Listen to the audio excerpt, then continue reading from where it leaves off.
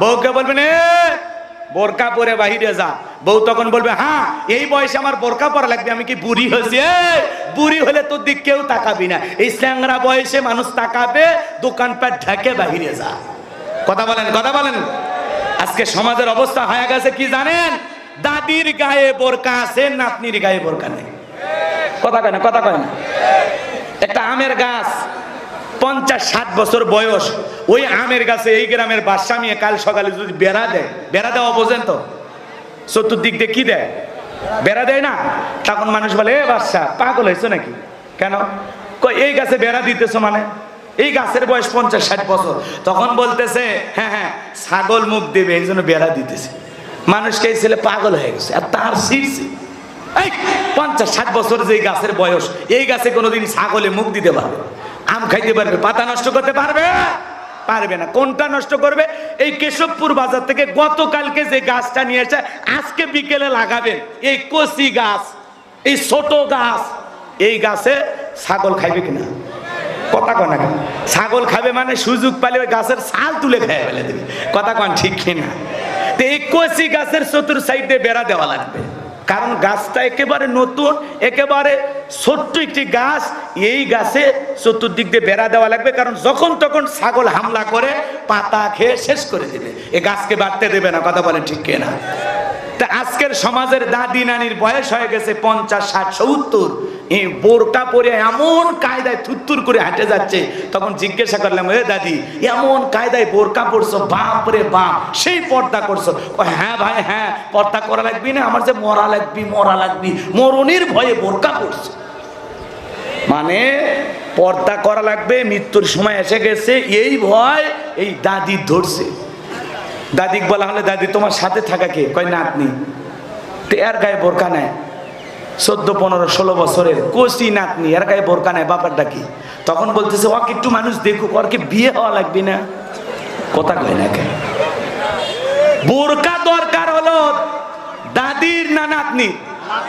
নাতনির গায়ে বোরকা দেওয়া দরকার। কিন্তু আজকে দাদি নানি যদি বোরকা ছাড়াও বাহিরে যায়, একটা ওড়না দিয়ে দেহটা ঢাকে, বলেন তো দাদির সাথে কেউ টিচিং করবে?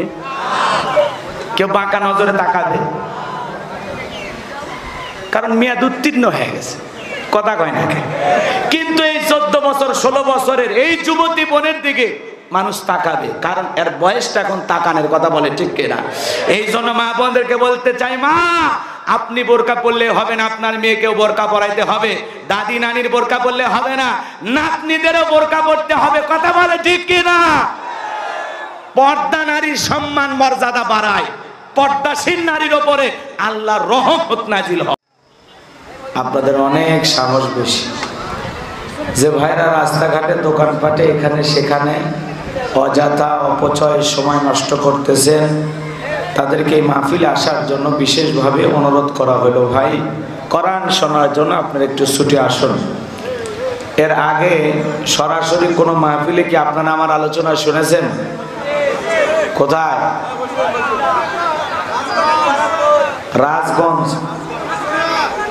রাজগঞ্জে কোন সূরা থেকে ওয়াজ করছিলাম মনে আছে? সূরার নাম মনে নাই।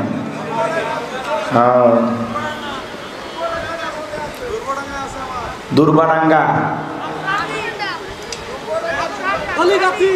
অনেক জায়গার নাম বলতেছেন তাই না?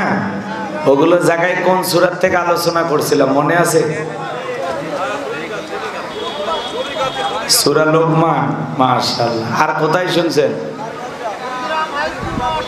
ওই জায়গায় কোন সূরা? আর মনে নেই। সূরা ফুরকান। মাশাআল্লাহ। দেখা যায় না এই পাশে কাউসার। কোন দিকে? দেখা না গেলে আমার কি করে? আমি তো এই যে পিছনে ধোকা দিলাম, দিয়ে একটু উঁচু হওয়ার চেষ্টা করলাম, তাও তো দেখা যায় না। হ্যাঁ, যদিও শ্রোতা কম কিন্তু মিডিয়ার ভাইদের অভাব নেই। মাশাআল্লাহ, এই ভাইয়েরাই সম্পদ। ওনারাই আজকের মাহফিল যদিও ছোট কিন্তু প্রচারের দিক দিয়ে এগিয়ে থাকবে ইনশাআল্লাহ। ঠিক আছে, আমি সালাম দিয়ে আলোচনা শুরু করছি। আশা করছি সকলে সালামের জবাব জোরে সোরে দেবেন। তাহলে সূরা ফুরকান, সূরা কাউসার, সূরা লোকমান, সূরা মুলুক, মাশাআল্লাহ অনেক আলোচনা শুনেছেন আপনারা। আচ্ছা ঠিক আছে, আমি সালাম দিয়ে আলোচনা শুরু করছি। আশা করছি সকলেই সালামের জবাব জোরে সোরে দেবেন। আসসালামু আলাইকুম ওয়া রাহমাতুল্লাহি ওয়া বারাকাতুহু। ইন্নাল হামদালিল্লাহিল আকরামিল্লাযী খালাকাল ইনসানা ওয়া কাররামা ওয়া 'আল্লামাহু মিনাল বায়ানি মা লাম ইয়ালাম। ফাসুবহানাল্লাযী লা ইহসা ইমতিনানুহু বিল লিসানি ওয়ালা বিল কলাম। নাশহাদু আল্লা ইলাহা ইল্লাল্লাহু ওয়াহদাহু লা শারীকা লাহু ওয়া নাশহাদু আন্না সাইয়্যিদানা ওয়া সানাদানা ওয়া হাবিবানা ওয়া মাওলানা মুহাম্মাদান আবদুহু ওয়া রাসূলুহু الذي أرسله بالحق بشيرا ونذيرا وداعيا إلى الله بإذنه وسراجا وقمرا منيرا فقد قال الله تعالى في كلامه المجيد وفي فرقانه الحميد। সকলে জবান সেরে মোহাব্বতে আওয়াজ দে পড়ুন আউযু বিল্লাহি মিনাশ শাইতানির রাজিম। বিসমিল্লাহির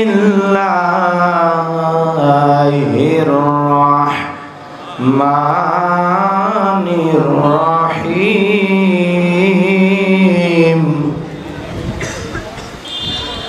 ইয়াউমা তুকাল্লাবু ওজুহুহুম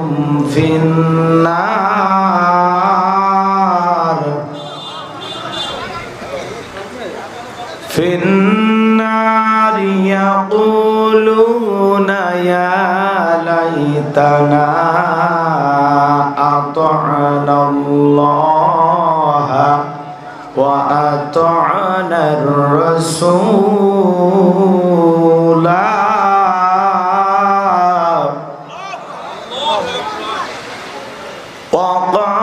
وقالوا ربنا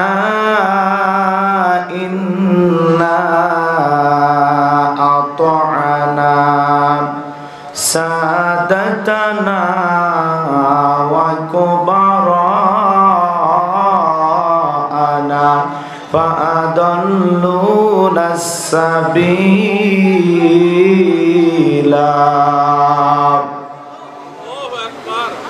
ربنا آتهم ضعفين من العذاب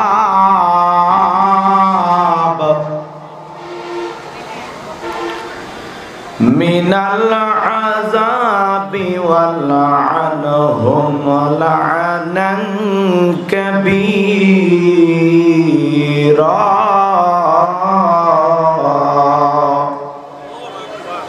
صدقت يا رب العالمين وعن أبي هريرة رضي الله تعالى عنه قال قال رسول الله صلى الله عليه وسلم الدنيا سجن المؤمن وجنة الكافر والمسلم وقال تعالى في شان حبيبي إن الله وملائكته يصلون على النبي يا أيها الذين آمنوا صلوا عليه وسلموا تسليما شكل درود إبراهيم পড়ুন اللهم صل على محمد وعلى آل محمد كما صليت على إبراهيم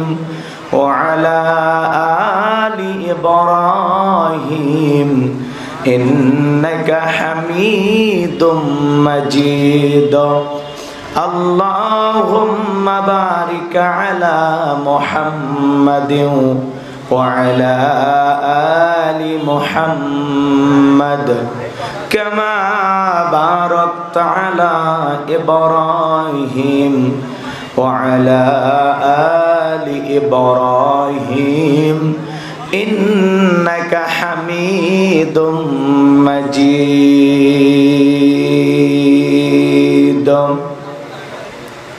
শুধু ঘোষ আর অবিচার অন্যায় আর ব্যভিচার নারী ধর্ষণ মানুষ খুনে কাঁদেছে বাংলার জমিন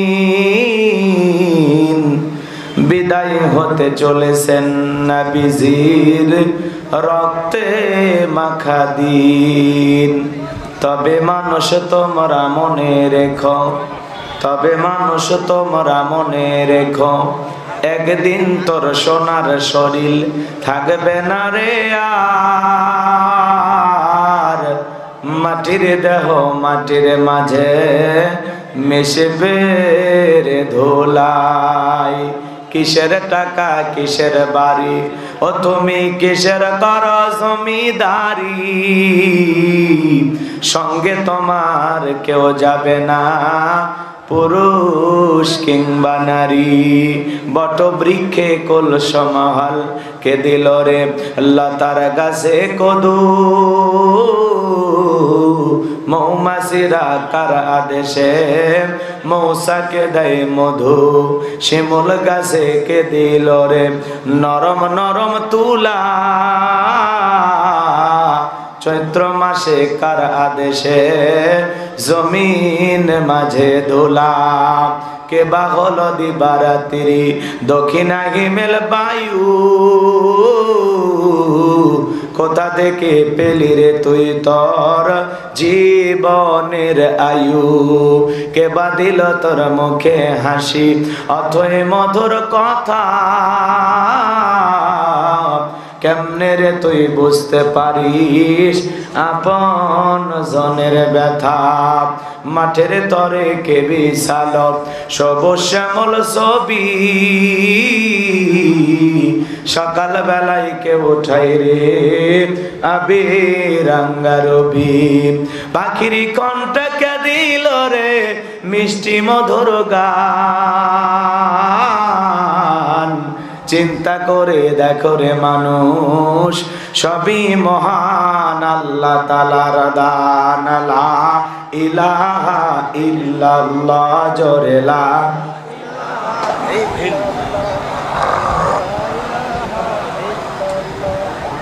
জোরে লা ইলাহা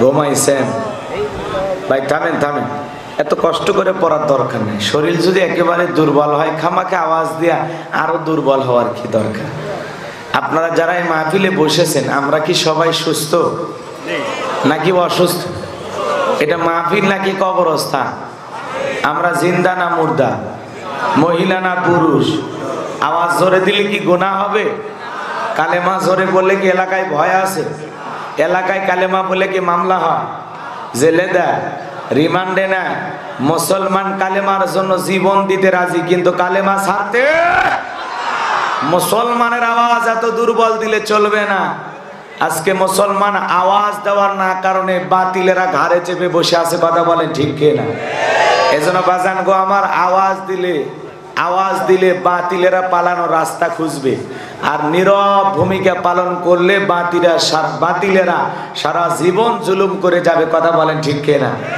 এজন্য মুসলমানের নীরবতা ভাঙার দরকার আছে না নাই হ্যাঁ মুসলমান কা পুরুষের জাত নয় মুসলমান বীরের জাত কথা বলেন ঠিক কি না বাঁচলে বাঁচার মতো বাঁচবো বিড়ালের মতো 500 বছর হায়াত দরকার নাই সিংহের মতো অল্প সময় জমিনে টিকে থাকতে চাই কথা বলেন ঠিক কি না এজন্য একটু পুরুষের মতো আওয়াজ দিয়ে কালেমা পড়েন লা ইলাহা জোরে লা ইলাহা ইল্লাল্লাহ জোরে লা ইল্লাল্লাহ জোরে লা ইলাহা ইল্লাল্লাহ লা ইলাহা ইল্লাল্লাহ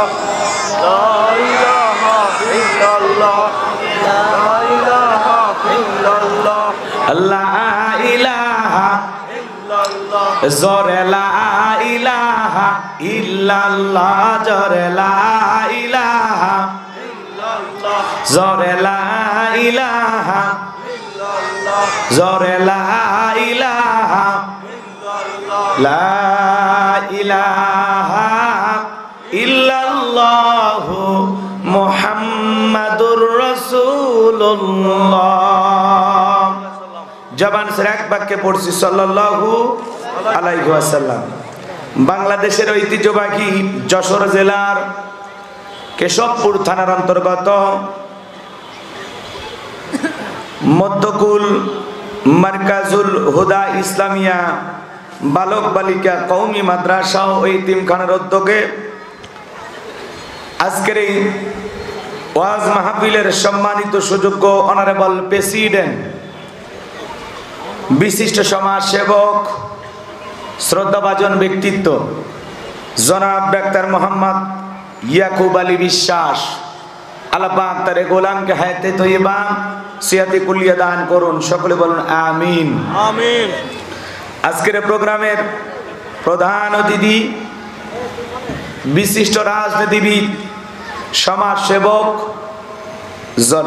জনাব মোহাম্মদ মফিজুর রহমান মফিজ, আল্লাহ পাক তার গোলামকে হায়াতে তৈয়বা সিয়াতে কুলিয়া দান করুন। জনগণের খেদমতের জন্য আদর্শবান নেতা হিসেবে কবুল করুন। সকলে বলুন আমিন আমিন।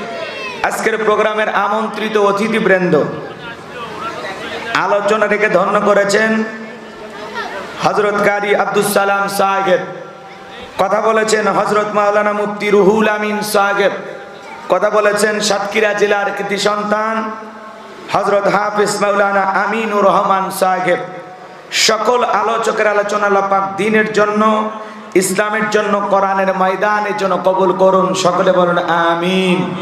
মঞ্চে উপস্থিত সম্মানিত ওলামায়ে কেরাম, সামনে বসা পিতৃ সমতুল্য মুরব্বী বাবাজিরা, কলিজার টুকরা প্রাণপ্রিয় যুবক ভাইরা, ছোট্ট ছোট্ট সোনামানিকেরা, পর্দার আড়ালের সম্মানিত অবুলা সরলা আবেদা সালেহা মা ও বোনেরা, প্রশাসনের সম্মানিত পুলিশের ভাইয়েরা, ডিবির ভাইয়েরা, জাতির বিবেক প্রিয় সাংবাদিক বন্ধুগণ, বিভিন্ন রাজনৈতিক দলের সম্মানিত নেতা কর্মী ভাইয়েরা, সবাইকে নিয়ে আরেকটি বার সালাম দিচ্ছি।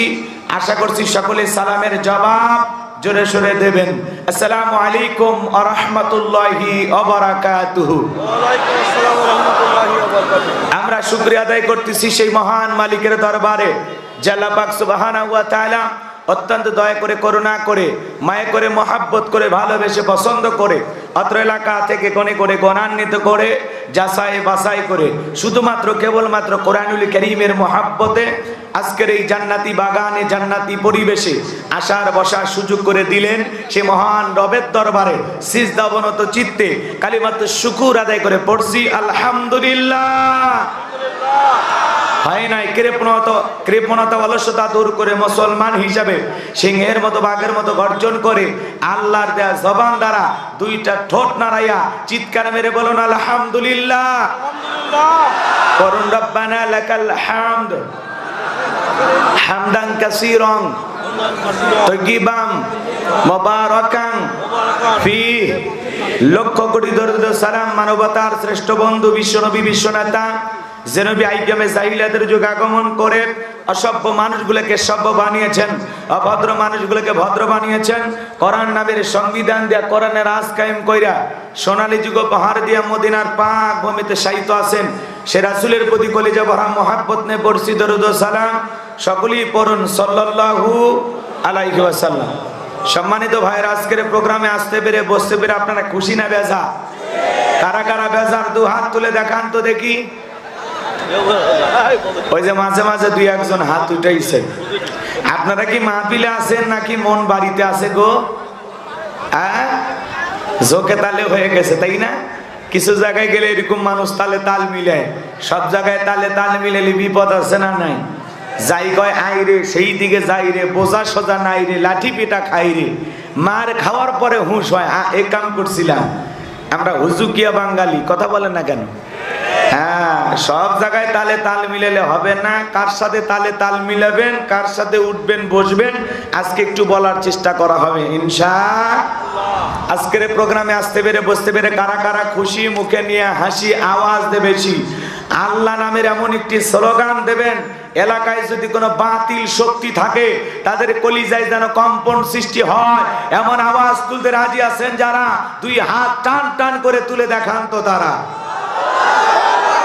লিল্লাহে তাকবীর, লিল্লাহে তাকবীর। আল কোরআনের আলো, আল হাদিসের আলো, দুনিয়ার মুসলিম, সারা বিশ্বের মুসলিম।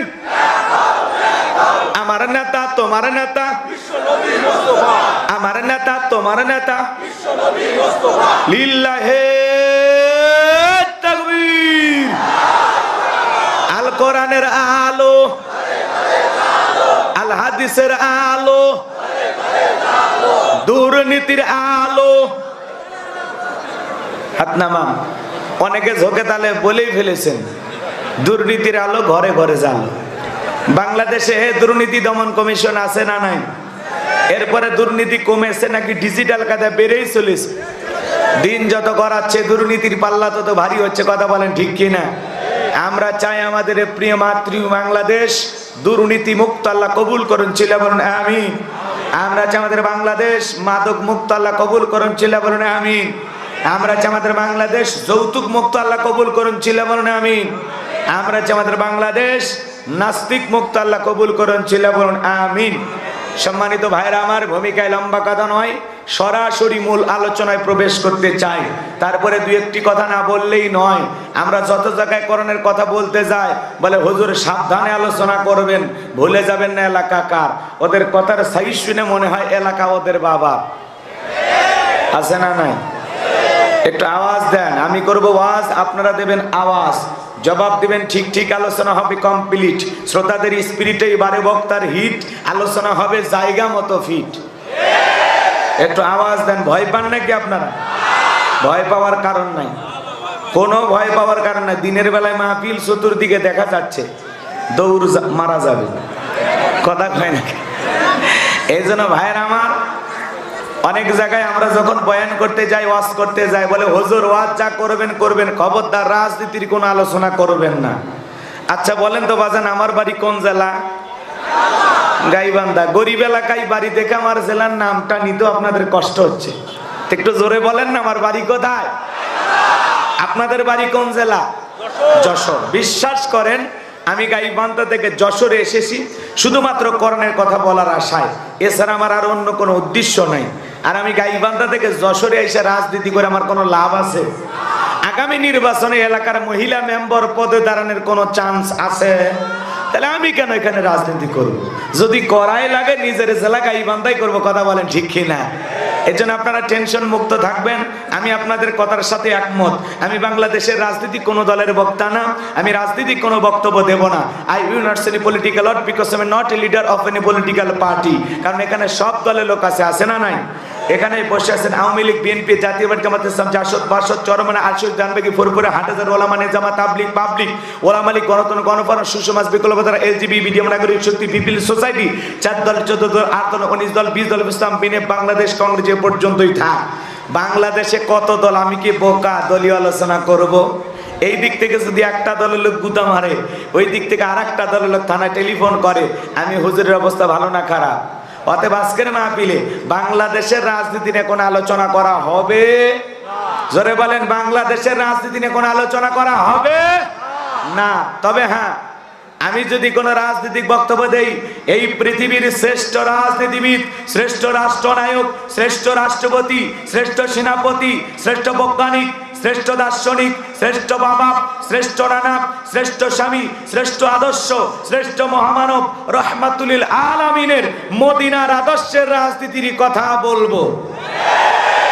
আমি যদি কোন রাজনৈতিক বক্তব্য দেই, খলিফাতুল মুসলিমিন আমিরুল মুমিনিন হযরত ওমর ফারুকের আদর্শের রাজনীতির কথা বলবো। সেই ওমর ফারুক আল্লাহর জমিনে আল্লাহর আইনকে প্রতিষ্ঠিত করতে গিয়ে নিজের কলিজার টুকরা ছেলেকে পর্যন্ত ছাড় দেয় নাই, কথা বলেন ঠিক কিনা? সেই মদিনাওয়ালার আদর্শের রাজনীতির কথা শোনার পর আপনার জন্য আবার চুলকানি আরম্ভ না হয়, কারণ কোরআন হাদিসের হক কথা সবার পেটে হজম হয়। আপনারাই বলেন তো, সুদ করে সামনে যদি সুদের বিষয় নিয়ে ওয়াজ করা হয়, ও কি যশোর ভালো কোনো হোটেল থেকে মিষ্টি নিয়ে এসে বলবে হুজুর হা করেন একটু মিষ্টি খান, নাকি বলবে এই হুজুর এসে সুদের ওয়াজ কইরা আমার সুদের ব্যবসায় লাল বাতি জ্বালাইছে, কথা বলেন ঠিক কিনা? যারা ঘুষ খায়, দুর্নীতি করে, হারাম খায়, বুড়ি মানেছে 26 মাসের গর্ভবতী, ওই হারাম খোরদের সামনে ঘুষের আলোচনা করলে খুশি না বেজা? যারা বেনামাজি নামাজ পড়ে না, যারা বেনামাজি নামাজ পড়ে না, ওদের সামনে নামাজের ওয়াজ করলে খুশি না বেজা? যে সমস্ত মা বোনেরা বোরকা পরে না, পর্দা করে না, বুকে ওড়না পর্যন্ত নেয় না, জিন্সের প্যান্ট গেঞ্জি পরে রাস্তা দিয়ে হাইটা যায়, পিছন দিক দিয়ে তাকালে মনে দুটো সুপারি গাছ দাঁড়িয়ে আছে, এরকম বেহায়া বেপর্দা নারীর সামনে পর্দার আলোচনা করলে খুশি না বেজা? এক কথায় ওয়াজ যদি কারো বিপক্ষে চলে যায়, কিয়ামত পর্যন্ত সে বক্তার উপরে খুশি হবে না, কথা বলেন ঠিক কিনা?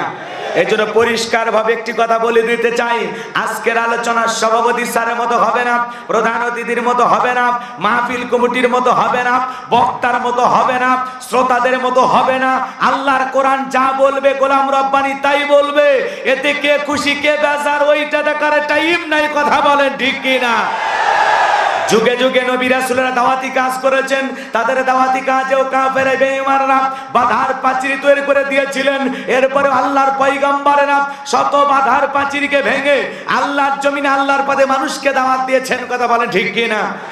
আপনার আমার প্রিয় নবী কালেমার দাওয়াত দিকে কোরআনের প্রচার করতে গিয়ে মার খেয়েছেন, রক্ত ঝরিয়েছেন, দান মোবারক শহীদ হয়ে গেছেন, লোহার টুপি মাথার ভিতরে ঢুকে গেছেন, সাহাবায়ে কিরাম দিন প্রতিষ্ঠিত করার জন্য মার খেয়েছেন, রক্ত ঝরিয়েছেন, জীবন দিয়েছেন।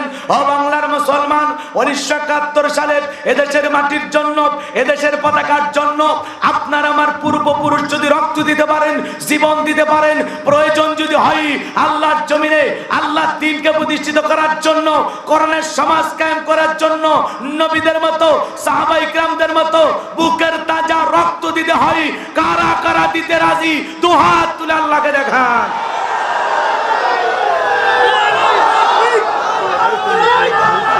লিল্লাহে তাকবীর।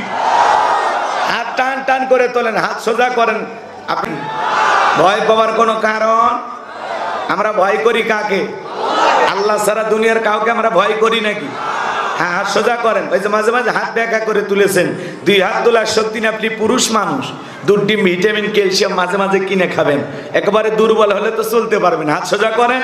আমার আল্লাহ রাব্বুল আলামিন বলেন, ইন্নাল্লাহা আশতারা মিনাল মুমিনিনা আনফুসাহুম ওয়া আমওয়ালাহুম বিআন্না লাহুমুল জান্নাহ।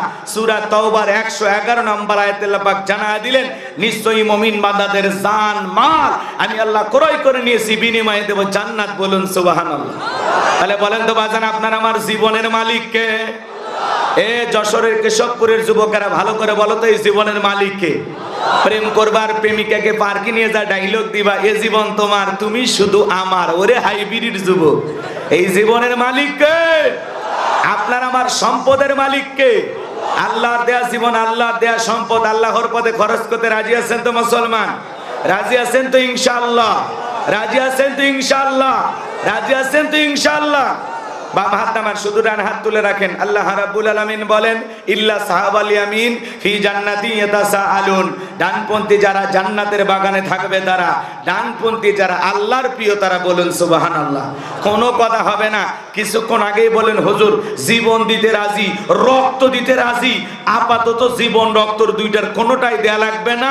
ডান হাতটা পকেটের ভিতর ঢুকে দিয়া যে যা পারেন যতটুকু পারেন এই মাদ্রাসার জন্য, এই কোরআনের এই দ্বীনি প্রতিষ্ঠানের জন্য প্রাণ ভরে দান করবেন। সোজা ডান হাত পকেটে দেন, আমিও দিচ্ছি। নিজের পকেটে হাত দেন, অন্য কারো পকেটে হাত দিয়ে পকেট মেরে বলে মার খাই না। সোজা পকেটে হাত দেন। ছেলে পেলে যারা আছো ব্যাগ নিয়ে, রুমাল নিয়ে, চাদর নিয়ে, যার কাছে যা আছে তাই নিয়ে মাঠে নামো, খেলা হবে, খেলা হবে। ছেলে পেলে আপনাদের মাঝে দেবে, সবাই দেন, সবাই পকেটে হাত দেন, সবাই পকেটে হাত দেন, সবাই পকেটে হাত দেন। যে যতটুকু পারেন প্রাণ ভরে দান করবেন। আল্লাহ সবাইকে দান করে তৌফিক দান করুন। জোরে বলুন আমিন। ছেলেপেলে আপনাদের মাঝে ব্যাগ নিয়ে রুমাল নিয়ে চাদর নিয়ে কই কর্তৃপক্ষের ছেলেপেলে কই? এই মাদ্রাসার বাচ্চা কাচ্চা কই বাবা? ব্যাগ নিয়ে রুমাল নিয়ে চাদর নিয়ে যার কাছে যা আছে তাই নিয়ে মাঠে নামেন।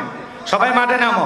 আপনার 10, 20, 50, 200, 100, 500, 2000, 5000, 10,000, 1 লাখ, 2 লাখ যে যা পারেন আল্লাহর হস্তে পকেটে হাত দিয়ে টাকা বের করে দেবেন। খবরদার কেউ যেন আবার বিড়ি ম্যাচ দিন না। 2014 সালে ওয়াজ করতে গেছিলাম রংপুর তারাগঞ্জ, ওই জায়গায় কালেকশন চলতেছিল। একজন ব্যাগের ভিতর দিয়েছে 2 প্যাকেট বিড়ি, দিয়ে লেগে দিয়েছে 1 প্যাকেট মাহফিল কমিটির আর 1 প্যাকেট বক্তা। কত বড় শয়তান চিন্তা করেন, এরকম দুষ্টমি করা যাবে না। সবাই পকেটে হাত দিয়ে আল্লাহর হস্তে টাকা বের করে দেন। সবাই পকেটে হাত দিয়ে টাকা দেন। মহিলা প্যান্ডেল আছে না? মহিলা প্যান্ডেল আছে তো? হ্যাঁ, মহিলা প্যান্ডেলে আমার মা বোন যারা বসে আছে না, মা মাগো মা ও মা, আমি জানি যশোরের মা বোনদের দিল খুবই নরম, তারা অনেক ভালো। আল্লাহ মা বোনদেরকে বেশি করে দান করা তৌফিক দান করুন, জোরে বলেন আমিন। মহিলা প্যান্ডেলে যারা বসে আছেন, রহিমা বিউটি, নার্গিস গোলাপি, মরিয়ম হাসি খুশি, মায়া জয়া, হাফসা হাজেরা, রুমকি ঝুমকি বিউটি, সুইটি, নার্গিস গোলাপি, মারিয়ম, আল্লাহ মা বোনদেরকে বেশি করে দান করা তৌফিক দান করুন, জোরে বলেন আমিন। যাদের মন ফাতেমা, আয়েশা, খাদিজার মতো নরম, তারা অবশ্যই দান করবে, কথা বলেন ঠিক কিনা? কিন্তু 2-4টা কটকটি মার্কা মহিলা থাকলে ও তখন বলবে আমি টাকা দেব না, ওই টাকাটা আমি লিপস্টিক কিনবো, কথা কয় না কে? ওই টাকা দিয়ে চুলের কাঁকড়া কিনবে। সবার টাকা মসজিদ মাদ্রাসা আল্লাহ কবুল করে না।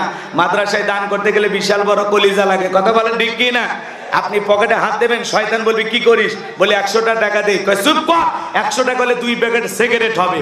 আপনি চাইলেও শয়তান আপনাকে দিতে দেবে না, শয়তান আপনাকে ধোঁকা দেবে, কথা বলেন ঠিক কি না?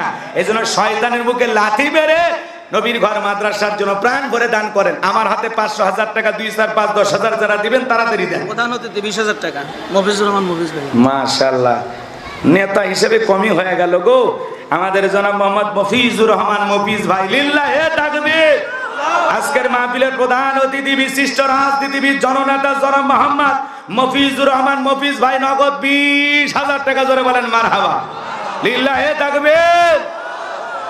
আমাদের গাইবান্ধার এলাকার প্রধান অতিথি, বিশেষ অতিথি যারা হয় সাধারণত 1,50,000-এর নিচে দেয় না। হ্যাঁ, মাদ্রাসার একটা দুরবস্থা। আমাদের প্রিয় ভাই কোথায়? হ্যাঁ, প্রধান অতিথি কোথায়? মাশাআল্লাহ মাশাআল্লাহ, বড় ভাই মাদ্রাসার অবস্থা খুবই খারাপ, হালত খুবই খারাপ, যদি আর একটু রিস্ক নেওয়া যায়। লিল্লাহে তাকবীর। প্রতিপক্ষের ভাইরা সভাপতি 20,100। সভাপতিটা পরে দাও, লিল্লাহে তাকবীর। বড় ভাই আর কিছু বলা যায় বাকিতে? একটু রিস্ক নেওয়া যায়? সাত দেওয়ার সময় দেবে না? দেশে আলহামদুলিল্লাহ, আলহামদুলিল্লাহ, সাত দেওয়ার সময় দিছে। হ্যাঁ মাশাআল্লাহ, সাত দেওয়ার সময় দিয়ে দিয়েছেন। ভাই বলতেছেন আমি আছি, পাশে আছি, সহযোগিতা করবো ইনশাআল্লাহ, আল্লাহ কবুল করে, জোরে বলেন আমিন। আজকের মাহফিলের প্রধান অতিথি জনাব মোহাম্মদ মফিজুর রহমান মফিজ ভাই, আমাদের প্রিয় ভাই, নগদ 20,000 টাকা, জোরে বলেন মারহাবা। আল্লাহ দানটা কবুল করেন, বড়জনের শামিল করেন, এদের ছেলেকে লক্ষ লক্ষ টাকার মালিক বানায় দেন, দুনিয়া আখিরাতে ইজ্জত সম্মান বাড়ায় দেন, জোরে বলেন আমিন। ওয়াইস কুরুনি সর্দার 10,000 টাকা। জনাব মোহাম্মদ ওয়াইস কুরুনি সর্দার, দোয়া করা দরকার, আল্লাহরে গোলাম, নগদ 10,000 টাকা, জোরে বলেন মারহাবা, লিল্লাহে তাকবীর। আল্লাহ দানটা কবুল করেন, বড়জনের শামিল করেন, এদের ছেলেকে লক্ষ লক্ষ টাকার মালিক বানায় দেন, দুনিয়া আখিরাতে ইজ্জত সম্মান বাড়ায় দেন, কোটি কোটি টাকার মালিক বানায় দেন, জোরে বলেন আমিন। আল্লাহ তার ব্যবসা বাণিজ্যে বরকত দেন, জোরে বলেন আমিন। সভাপতি বাজান কম হয়ে গেল। হ্যাঁ, ইয়াকুব আলী বিশ্বাস, আল্লাহ তো ধনও দিছে, সম্পদও দিছে, আলহামদুলিল্লাহ। এই মাদ্রাসারও সভাপতি, ডবল সভাপতি, তাহলে দান এত কম দিলে হয়? হ্যাঁ, লিল্লাহে তাকবীর। আমাদের প্রতিষ্ঠান না সব সময় খেয়াল করতে। হ্যাঁ আলহামদুলিল্লাহ। আপনি 50,000 টাকার একটা কথা কম তো চাচা, এরকম করেন না, একটু চেষ্টায় থাকবো সব সময়। 50,000 টাকার একটা কথা কন, আমি একটা তাকবীর দেই, মুসাফির মানুষ, একটু দোয়া করে দেয় বাজান। কাছে না থাকে তা আমি বলি না, কখন যদি আমি না দিতে পারি। কার কাছে নাই? আপনার কাছে যে না, এটা ফেরেশতারা বিশ্বাস করে না। আমাদের সাসামিয়ার কাছে বলে নাই, কি কো সম্পদের খনি আল্লাহ দেশে, লিল্লাহে তাকবীর। ধন দেশে আল্লাহ, মনও দেশে। আমাদের বাবাজি জনাব ডাক্তার মোহাম্মদ ইয়াকুব আলী বিশ্বাস, আল্লাহরে গোলাম, নগদ 20,100 টাকা দিয়েছে, আরো 30,000 বাকি নাকি? না বাকি যা বলেন বলেন, বাকি বলতিবে না, আমি যা ভারী নগদ দেবো, কাজ শুরু। তাহলে বের করেন, চেষ্টা করো, বের করেন, নাহলে চাচি কল দেন, নিয়ে আসুক। চাচি মারা গেছে কিছুদিন আগে। হ্যাঁ? চাচি মারা গেছে। আহারে ভালোবাসার মানুষটাই মারা গেছে। দোয়া করি আল্লাহ পাক চাচির কবরকে জান্নাতের বাগান বানায় দেন। জোরে বলেন আমিন। আরো জোরে বলেন আমিন। তাহলে চাচি মারা গেছে, চাচির জন্য দোয়া চাই হলেও কিছু দেন। লিল্লাহে তাকবীর। এটা কে ভাই? এটা কেরা? কে দিয়েছে ভাই? এটা আমাদের সৌজন্য জাহাঙ্গীর সর্দার। মাশাআল্লাহ, সৌজন্যে জাহাঙ্গীর সর্দার ভাই, আল্লাহর গোলাম, বিশিষ্ট ব্যবসায়ী, নগদ 5,000 টাকা। জোরে বলেন মারহাবা। আল্লাহ দানটা কবুল করেন, বড় দানে শামিল করেন। এদের ছেলেগুলো লক্ষ লক্ষ টাকার মালিক বানা দেন। জোরে বলেন আমিন। এত কম, চাচি চলে গেছে দেখে চাচির ভালোবাসা কমে গেল। আচ্ছা দেবেন, আল্লাহ কবুল করেন। এমনি মজা করতেছি, মন খারাপ করে। চাচির জন্য দোয়া আছে 1,000 টাকা দিচ্ছে। লিল্লাহে তাকবীর, লিল্লাহে তাকবীর। আল্লাহ তাআলা চাচির কবরকে জান্নাতের বাগান বানায় দেন। জোরে বলেন আমিন। মহিলা প্যান্ডেলে যারা বসে আছেন মা, আপনারা প্রাণ ভরে দান করবেন। আল্লাহ মা বোনদেরকে বেশি করে দান করার তৌফিক দান করুন। জোরে বলেন আমিন। মশিয়া রহমান 500 টাকা। মশিয়া রহমান 500 টাকা, আরেকজন ভাই 1000 টাকা, আরেকজন ভাই 500 টাকা। আল্লাহ দানটা কবুল করেন, বড়জনে শামিল করেন। এখানে ছেলেগুলো লক্ষ লক্ষ টাকার মালিক বানায় দেন। জোরে বলেন আমিন। আসেন আসেন দরদির আমার, দিয়া দানে বোঝে মন, কেড়ে নিতে কতক্ষণ। নদীর গোল ভাঙিও গোল করে, এই তো নদীর খেলা। সকালবেলা টাকাওয়ালা তুই, ফকিরি সন্ধ্যাবেলা। আসেন আসেন মা বোন যারা বসে আছেন মা, আপনাদের মাঝেও চলে গেছে চাদর, বোরকার পকেট থেকে করে দেন হালকা করে একটু আদর। মা বোনদেরকে আল্লাহ বেশি করে দান করা তৌফিক দান করুন। জোরে বলেন আমিন। হ্যাঁ, মহিলা প্যান্ডেলে মাদ্রাসার বাচ্চা কাচ্চা, মহিলা ছাত্রী যারা আছে, ছোট ছোট আমার বোনেরা, তারা আপনাদের মাঝে চলে গেছে। আপনারা দান করবেন। আল্লাহ মা বোনদেরকে বেশি করে দান করা তৌফিক দান করুন। জোরে বলেন আমিন। যারা নগদে বাকিতে লিখে দেবেন, ভাই এই মাদ্রাসার কাজ চলতেছে, একটু সহযোগিতার হাত বাড়ান। হুজুর আমি 2,000 1,000 টাকা বাকিতে লিখে দেবো হুজুর, এখন নাই পরে দেবো, 2 মাস 1 মাস পরে দিতে পারেন। জানুয়ারিতে একটা বাচ্চাদের আনার জন্য গাড়ির প্রয়োজন। হ্যাঁ, জানুয়ারির থেকে বাচ্চাদেরকে নিয়ে আসার জন্য একটা গাড়ির প্রয়োজন। হ্যাঁ, যদি কেউ সহযোগিতা। কি গাড়ি ভাই? বাস? জি না, বাচ্চা আনার আলম সাধু। 60,000 টাকা হয়ে যাবে। 60,000 টাকা হইলেও হয়ে যাবে। এলাকার গণ্যমান্য ব্যক্তিবর্গ, দিলওয়ালা, কলিজাওয়ালা মানুষ, যদি কেউ পারেন যে হুজুর মাদ্রাসার বাচ্চাদেরকে আনার জন্য আমি একটা গাড়ি দেবো ইনশাআল্লাহ, অথবা 2 জনে মিলে দেবেন ভাই, বাচ্চাদের জন্য পরিবহন দিতে পারেন, এরকম দিলওয়ালা সম্পদওয়ালা মানুষ থাকলে কলিজাটা উজাড় করে বলেন হুজুর আমি দেবো ইনশাআল্লাহ। 500,000 টাকা, 2, 4, 5, 10,000 যারা দেবেন হাত তোলেন, হুজুর আমি দেবো ইনশাআল্লাহ। যা পারেন আপনার সাধ্য অনুযায়ী আপনি দান করেন। দিলটা নরম করে হাত তোলেন। বাজান কে আছেন? কোন দরদের ভাই আছেন? কি দেবেন ভাইয়া? কত? বুঝি না, বুঝি না কি দেবেন? ও আল্লাহ তৌফিক দিলে পরে দেবেন। আপনি যে হাত তুলছেন আমি মনে করছি কিছু বলবেন, ধোকা দিলেন। হ্যাঁ, 10 দেয় না? হ্যাঁ, আচ্ছা হোক, আল্লাহ ভাইকে দেওয়ার তৌফিক দান করুক। জোরে বলো না আমিন। কেউ আছেন যে হুজুর আমি দেবো ইনশাআল্লাহ? কে আছেন? কোন দরদের ভাই আছেন যে হুজুর আমি দেবো ইনশাআল্লাহ? কি নাম? বিশেষ অতিথি একজন আসছে। বিশেষ অতিথি জনাব মোহাম্মদ আজিবুর রহমান খা। লিল্লাহে তাকবীর। বিশিষ্ট মৎস্য ব্যবসায়ী, আল্লাহর গোলাম, উনি আমাদের মাঝে উপস্থিত। প্রাণ ভরে দান করবেন, আল্লাহ কবুল করেন। উনি হ্যাঁ মাশাআল্লাহ জনাব আজিবুর রহমান খা। আচ্ছা, এখানে ভালোই ব্যবসায়ী মানুষ দেখতেছি, চেয়ারম্যান, মেম্বার, এলাকার গণ্যমান্য ব্যক্তিবর্গ অনেকেই দেখতেছি। আল্লাহর গোলামেরা, একটা গাড়ির ব্যবস্থা করে দেওয়া যায় না মাদ্রাসার বাচ্চাদের জন্য? হ্যাঁ, দিলটা বড় করে। হ্যাঁ, এই মাদ্রাসার বাচ্চাদের জন্য একটা আলম সাধু লাগবে, যদি দেন আল্লাহ কবুল করেন। জোরে বলেন আমিন। আজিবুর রহমান খা, আল্লাহর গোলাম, বিশেষ অতিথি, নগদ 5,100 টাকা। জোরে বলেন মারহাবা। আল্লাহ দানটা কবুল করেন, বরদানে শামিল করেন। এই দানে ছেলেকে লক্ষ লক্ষ টাকার মালিক বানায় দেন, দুনিয়া আখিরাতে ইজ্জত সম্মান বাড়ায় দেন। জোরে বলেন আমিন। দান করেছে 5,000 টাকা, দুনিয়া আখিরাতে রাই কোনো ঠেকা, মরণ পর রাসূলের সাথে কি জান্নাতি করে দিও দেখা। জোরে বলেন মারহাবা। মনি ড্রাইভার, মনি ড্রাইভার ভাই, আল্লাহ তাআলা 500 টাকা বাবার জন্য দোয়া চেয়েছে। বাবা বেঁচে থাকলে হায়াত বাড়ায় দেন, মারা গেলে কবর জান্নাতের বাগান বাড়ায় দেন। জোরে বলেন আমিন।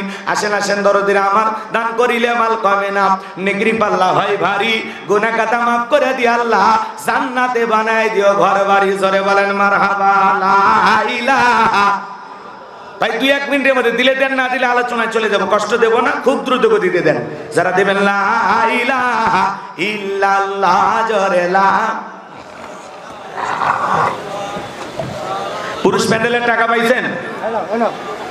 পুরুষ প্যান্ডেল, মহিলা প্যান্ডেলে যারা কালেকশন করতেছেন দয়া করে টাকাগুলো মঞ্চে পাঠিয়ে দিবেন। আবার কেউ নিজের মনে করে বাড়িতে নিয়ে যাবে না সোনা ভাই। হ্যাঁ, টাকাগুলো একটু পৌঁছায় দেবেন। লা ইলাহা লিখে দেওয়ার মতো কেউ আছেন ভাই যে হুজুর আমি দেবো ইনশাল্লাহ? 2-1 জন কেউ আছেন? একটু দিলটা নরম করে দেন না বাজার নবীর ঘর মাদ্রাসার জন্য। আপনাদের এলাকা একটা দ্বীনি প্রতিষ্ঠান, মহাব্বত করে ভালোবেসে হুজুর আমি দেবো ইনশাল্লাহ। কোন দিক দিয়ে আল্লাহ বরকত দেবে আপনি কল্পনাও করতে পারবেন না। আল্লাহ দুনিয়া আখিরাতের জীবনকে সহজ করে দেবেন। জোরে বলেন আমিন। কে আছেন যে হুজুর আমি দেবো ইনশাল্লাহ? কি নাম বলেন? কি নাম আছে? কোন দরদের ভাই আছেন? দিলটা নরম করে হুজুর আমি দেবো ইনশাল্লাহ। এই মাদ্রাসার প্রতি কার ভালোবাসা আছে একটু দেন না বাজান। 500 টাকা হোক, 1000 টাকা হোক, যা পারেন আপনার সাধ্য অনুযায়ী আপনি দেবেন ইনশাল্লাহ। কে আছেন ভাই যে হুজুর আমি দেবো ইনশাল্লাহ? কি নাম? একটা মানুষ হাত তোলেন। আমি মুসাফির, আশা করেছি, আমার আশা পূরণ করেন। আল্লাহ আপনার জীবনের আশাগুলো পূরণ করে দেবেন। জোরে বলেন আমিন। দিলটা নরম করে তোলেন না বাজান। কে আছেন? কোন দরদের ভাই আছেন? একটু হাত তোলেন, হুজুর আমি দেবো ইনশাআল্লাহ। দেখি এতগুলো মানুষের মধ্যে কারো দিল কি নরম হয় না? নাই দেওয়ার মতো একজনও নাই নাকি? রাগ করেছেন হুজুর? রাগ করেছেন? আর একজন ভাই 100 টাকা আল্লাহ কবুল করেন। জোরে বলেন আমিন। হ্যাঁ, কে আছেন? দেবেন না? একজনও দেবেন না? একটা মানুষ হাত তোলেন ভাই, আমার আশাটা পূরণ করেন, আমাকে ভালোবাসেন, মহাব্বত করেন। এরকম একজন মানুষও নাই যে হুজুর আপনাকে আমি অনেক ভালোবাসি, আপনি বারবার বলতেছেন ঠিক আছে আমি দিলাম ইনশাল্লাহ। হ্যাঁ, কে আছেন? যা পারেন আপনার সাধ্য অনুযায়ী আপনি বলবেন। মাশাআল্লাহ। কি নাম বাবাজি? মোহাম্মদ খলিলুর রহমান নাম। বাপের বেড়া মত করছে একখান কাম, 1000 টাকা বাকি, দেয় না যেন ফাঁকি। আল্লাহ দানটা কবুল করেন, বড়দানে শামিল করেন। এই দানের উসিলা করে আল্লাহ তাআলা বিশ্ব নবীর সাথে একই জান্নাতে কবুল করেন। জোরে বলেন আমিন। বিদেশি প্রবাসী এক ভাই, তার জন্য দোয়া করে কেমনে গাইবান্ধায় যায়, নগদে 1000 টাকা। জোরে বলেন মারহাবা। আল্লাহ দানটা কবুল করেন, বড়দানে শামিল করেন। এখানে লক্ষ লক্ষ টাকার মালিক বানায় দেন। জোরে বলেন আমিন। আসেন দরদিরা আমার, দিয়া দেন বোঝে মন কেড়ে নিতে কতক্ষণ। মহিলা প্যান্ডেলে যারা কালেকশন করতেছেন দয়া করে টাকাগুলো মঞ্চে জমায়ে দেবেন। আল্লাহ সকলের দানগুলো কবুল করেন। জোরে বলেন আমিন। আর 2-1 জন কেউ নাই না? চলুন আমরা আলোচনায় চলে যাই, কষ্ট হচ্ছে না? লিল্লাহি তাকবীর। কাজল বিশ্বাস কত? কাজল বিশ্বাস 1000 টাকা। জোরে বলেন মারহাবা। আচ্ছা, জনাব আলাউদ্দিন সাহেব চেয়ারম্যান নাই না? মাস্টার হাজী আবুল কাসেম, জনাব মফিজুর রহমান, আর নাই? ওনারা নাই না? হ্যাঁ, একজন ছাত্রের পক্ষ থেকে 200 টাকা। আল্লাহ কবুল করেন। জোরে বলেন আমিন। চলুন আমরা আলোচনায় চলে যাই। কিন্তু 2 জন মানুষ এখানে আমাদের আজকের প্রোগ্রামের প্রধান অতিথি এবং সভাপতি মহোদয়কে কর্তৃপক্ষের ভাইরা কিছু দিতে চাচ্ছেন, তাই না? একটু তাদেরকে দিতে চাচ্ছেন, এটা দিয়েই আমরা আলোচনায় চলে যাব ইনশাল্লাহ। আর প্রধান অতিথি উনি চলে যাবেন এমপি মহোদয়ের সাথে দেখা করার জন্য, ব্যস্ততা আছে, ওনারা ব্যস্ত মানুষ, যাবেন। টাকাগুলো নেন ভাই, এই টাকাগুলো ব্যাগে তোলেন। চেয়ারম্যানের বউ 1000 টাকা পাঠাইছে। জোরে বলেন মারহাবা।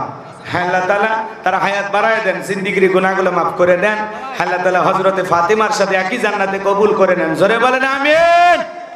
হ্যাঁ ভাই, দিয়ে দেন। এই ভাইয়া নাম ঘোষণা করেন, ওনার নাম ঘোষণা করেন। হ্যাঁ, চেয়ারম্যান অতিথির নাম ঘোষণা করে দিয়ে দেন। মাইক কই গেল? হ্যাঁ, 200 টাকা দিয়েছেন, আল্লাহ কবুল করেন। জোরে বলেন আমিন। হ্যাঁ, টাকাগুলো নিয়ে নেন। মেরাজুলের আব্বা বাকিতে 2000 টাকা, আল্লাহ কবুল করেন। ভাই নেন তাড়াতাড়ি নেন, আমি আলোচনায় চলে যাব, আর কষ্ট দেব না। হ্যাঁ ইনশাল্লাহ 4:30 পর্যন্ত আলোচনা চলবে। আপনারা একটু ধৈর্য নিয়ে বসে থাকবেন। 1 ঘন্টা 15 মিনিট আছে। হ্যাঁ, এই সময়ের মধ্যেই আলোচনা শেষ করার চেষ্টা করবো ইনশাল্লাহ। নামাজ 15ই হয় না এলাকায় নাকি? 15 হয়। আজকে 2-4 মিনিট যদি এদিক সেদিক হয় মেনে নেবেন ইনশাল্লাহ। আলহামদুলিল্লাহ। সম্মানিত উপস্থিতি, আজকের মাহফিলের প্রধান অতিথি শ্রদ্ধাভাজন ব্যক্তিত্ব জনাব মোহাম্মদ মফিজুর রহমান মফিজ, দপ্তর সম্পাদক কেশবপুর উপজেলা আওয়ামী লীগ।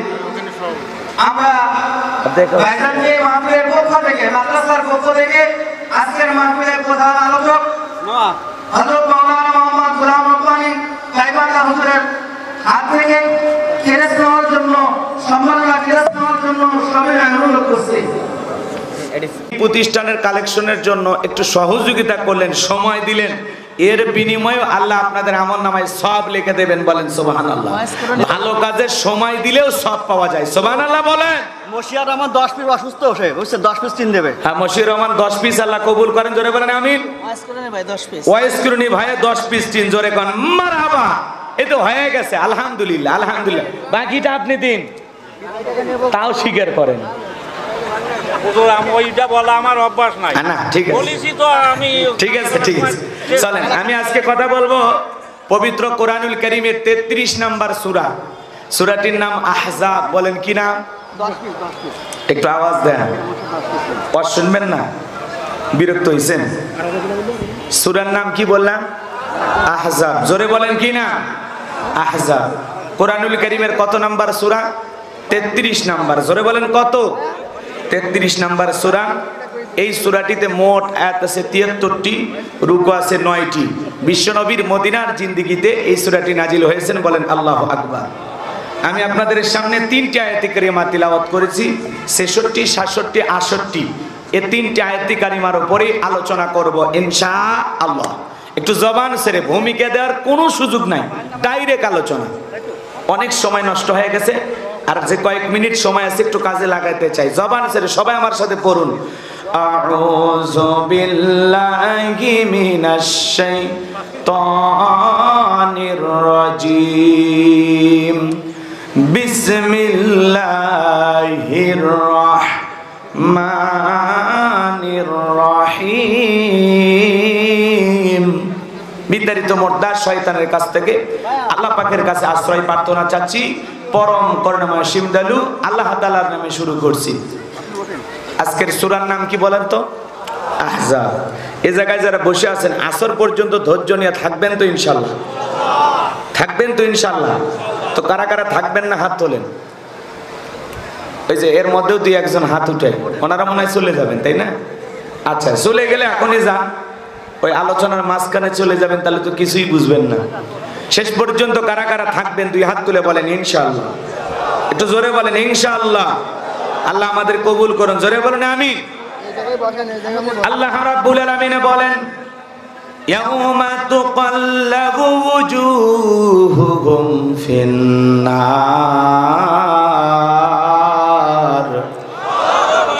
আল্লাহ রাব্বুল আলামিন বলেন ইয়াউমা তুকাল্লাবু ওয়ুজুহুহুম ফিন্নার। সেদিন জাহান্নামের আগুন দিয়া মানুষের চেহারাগুলোকে ওলট পালট করে পুড়িয়ে ফেলা হবে। ওই জাহান্নামের আগুনে মানুষ জ্বলবে।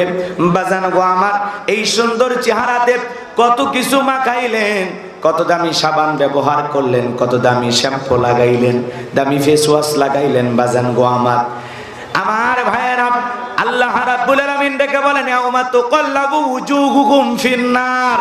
সেদিন জাহান্নামের আগুন দিয়া মানুষের চেহারাগুলোকে পুড়িয়ে ওলট পালট করে ফেলা হবে।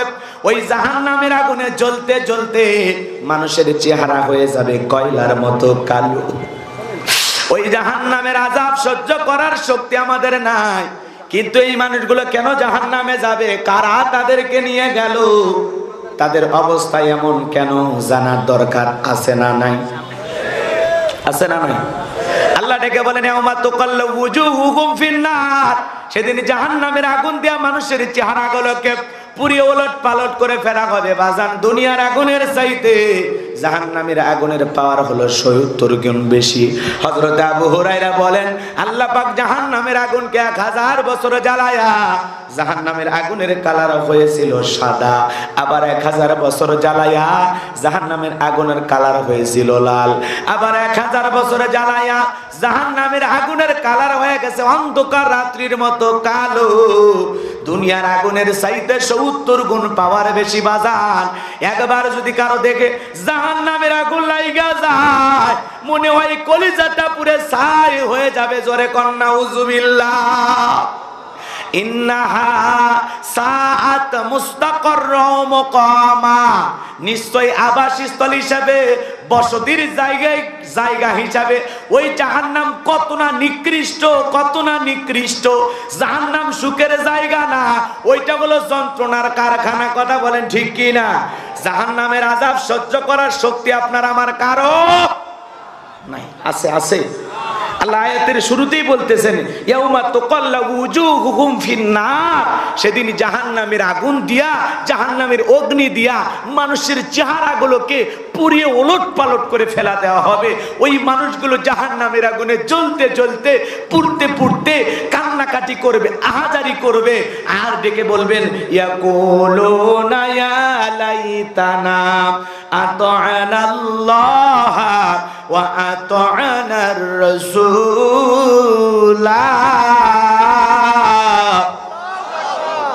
আমি জাহান্নাম নিয়ে আজকে আলোচনা করব না, বলতে গেলে লম্বা সময় লাগবে, সময় আমার হাতে নাই। জাহান্নামের আলোচনা কম বেশি অনেক বক্তাই করে বাজান গো আমার, কিন্তু সেই জাহান্নামের আগুন থেকে বাঁচার জন্য নেক আমল করার দরকার আছে না নাই? আল্লাহর কাছে মুক্তি চাওয়ার দরকার আছে না নাই? প্রত্যেকটা ওয়াক্তে আমরা সালাত আদায় করে আল্লাহর কাছে জাহান্নাম থেকে মুক্তি চাইবো। আল্লাহ রাব্বুল আলামিন আমাদের সবাইকে ওই কঠিন ভয়ঙ্কর জাহান্নামের আগুন থেকে মুক্তি দান করুন। জোরে বলুন আমিন, আরো জোরে বলুন আমিন। কষ্ট হচ্ছে, আমিন বলতে কষ্ট হচ্ছে? আহা, একটু ভালো করে বোঝেন। সেদিন তারা জাহান্নামের আগুনে জ্বলবে, জ্বলবে জ্বলবে, জ্বলতে জ্বলতে পুড়তে পুড়তে সেদিন তারা আফসোস করে বলবেন ইয়াকুলুনা ইয়া লাইতানা আতা'নাল্লাহ ওয়া আতা'নার রাসূলা।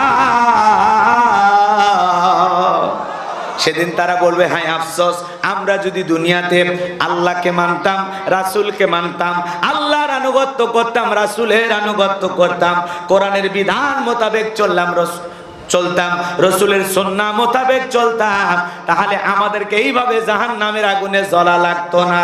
তাহলে এই মানুষগুলো আল্লাহকে মানে নাই, রাসূলকে মানে নাই, আল্লাহর বিধান মোতাবেক চলে নাই, রসুলের সুন্নাহ মোতাবেক চলে নাই।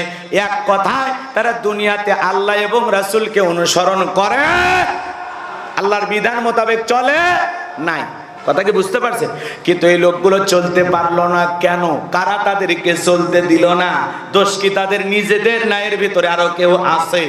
কথা কন, আরো কেউ আছে না নাই? একটু কথাগুলো ভালো করে বোঝেন। ওই জাহান্নামের আগুনে মানুষগুলো জ্বলবে আর পুড়বে, আর আফসোস করে বলবে হায় আফসোস, আমরা যদি দুনিয়াতে আল্লাহকে মানতাম, রাসূলকে মানতাম, তাহলে এইভাবে আমাদেরকে জাহান্নামের আগুনে জ্বলা লাগতো না। এই মানুষগুলো কেন জাহান্নামে গেল? কারা তাদেরকে নিয়ে গেল? কেন তারা আল্লাহকে মানতে পারলেন না, রাসূলকে মানতে পারলেন না? কারা তাদেরকে ভুল পথে পরিচালিত করলো? আল্লাহ রাব্বুল আলামিন সেইটা 66 নম্বর আয়াতে কারিমার মধ্যে জানায়া দিলেন। সেদিন তারা বলবেন ওয়াকালু রাব্বানা ইন্না আতা'না সাদাতানা ওয়া কুবারানা ফাআদাল্লুনা সাবিলা। আর আস্তে কোন আল্লাহু আকবার, আরো জোরে বলেন আল্লাহু আকবার।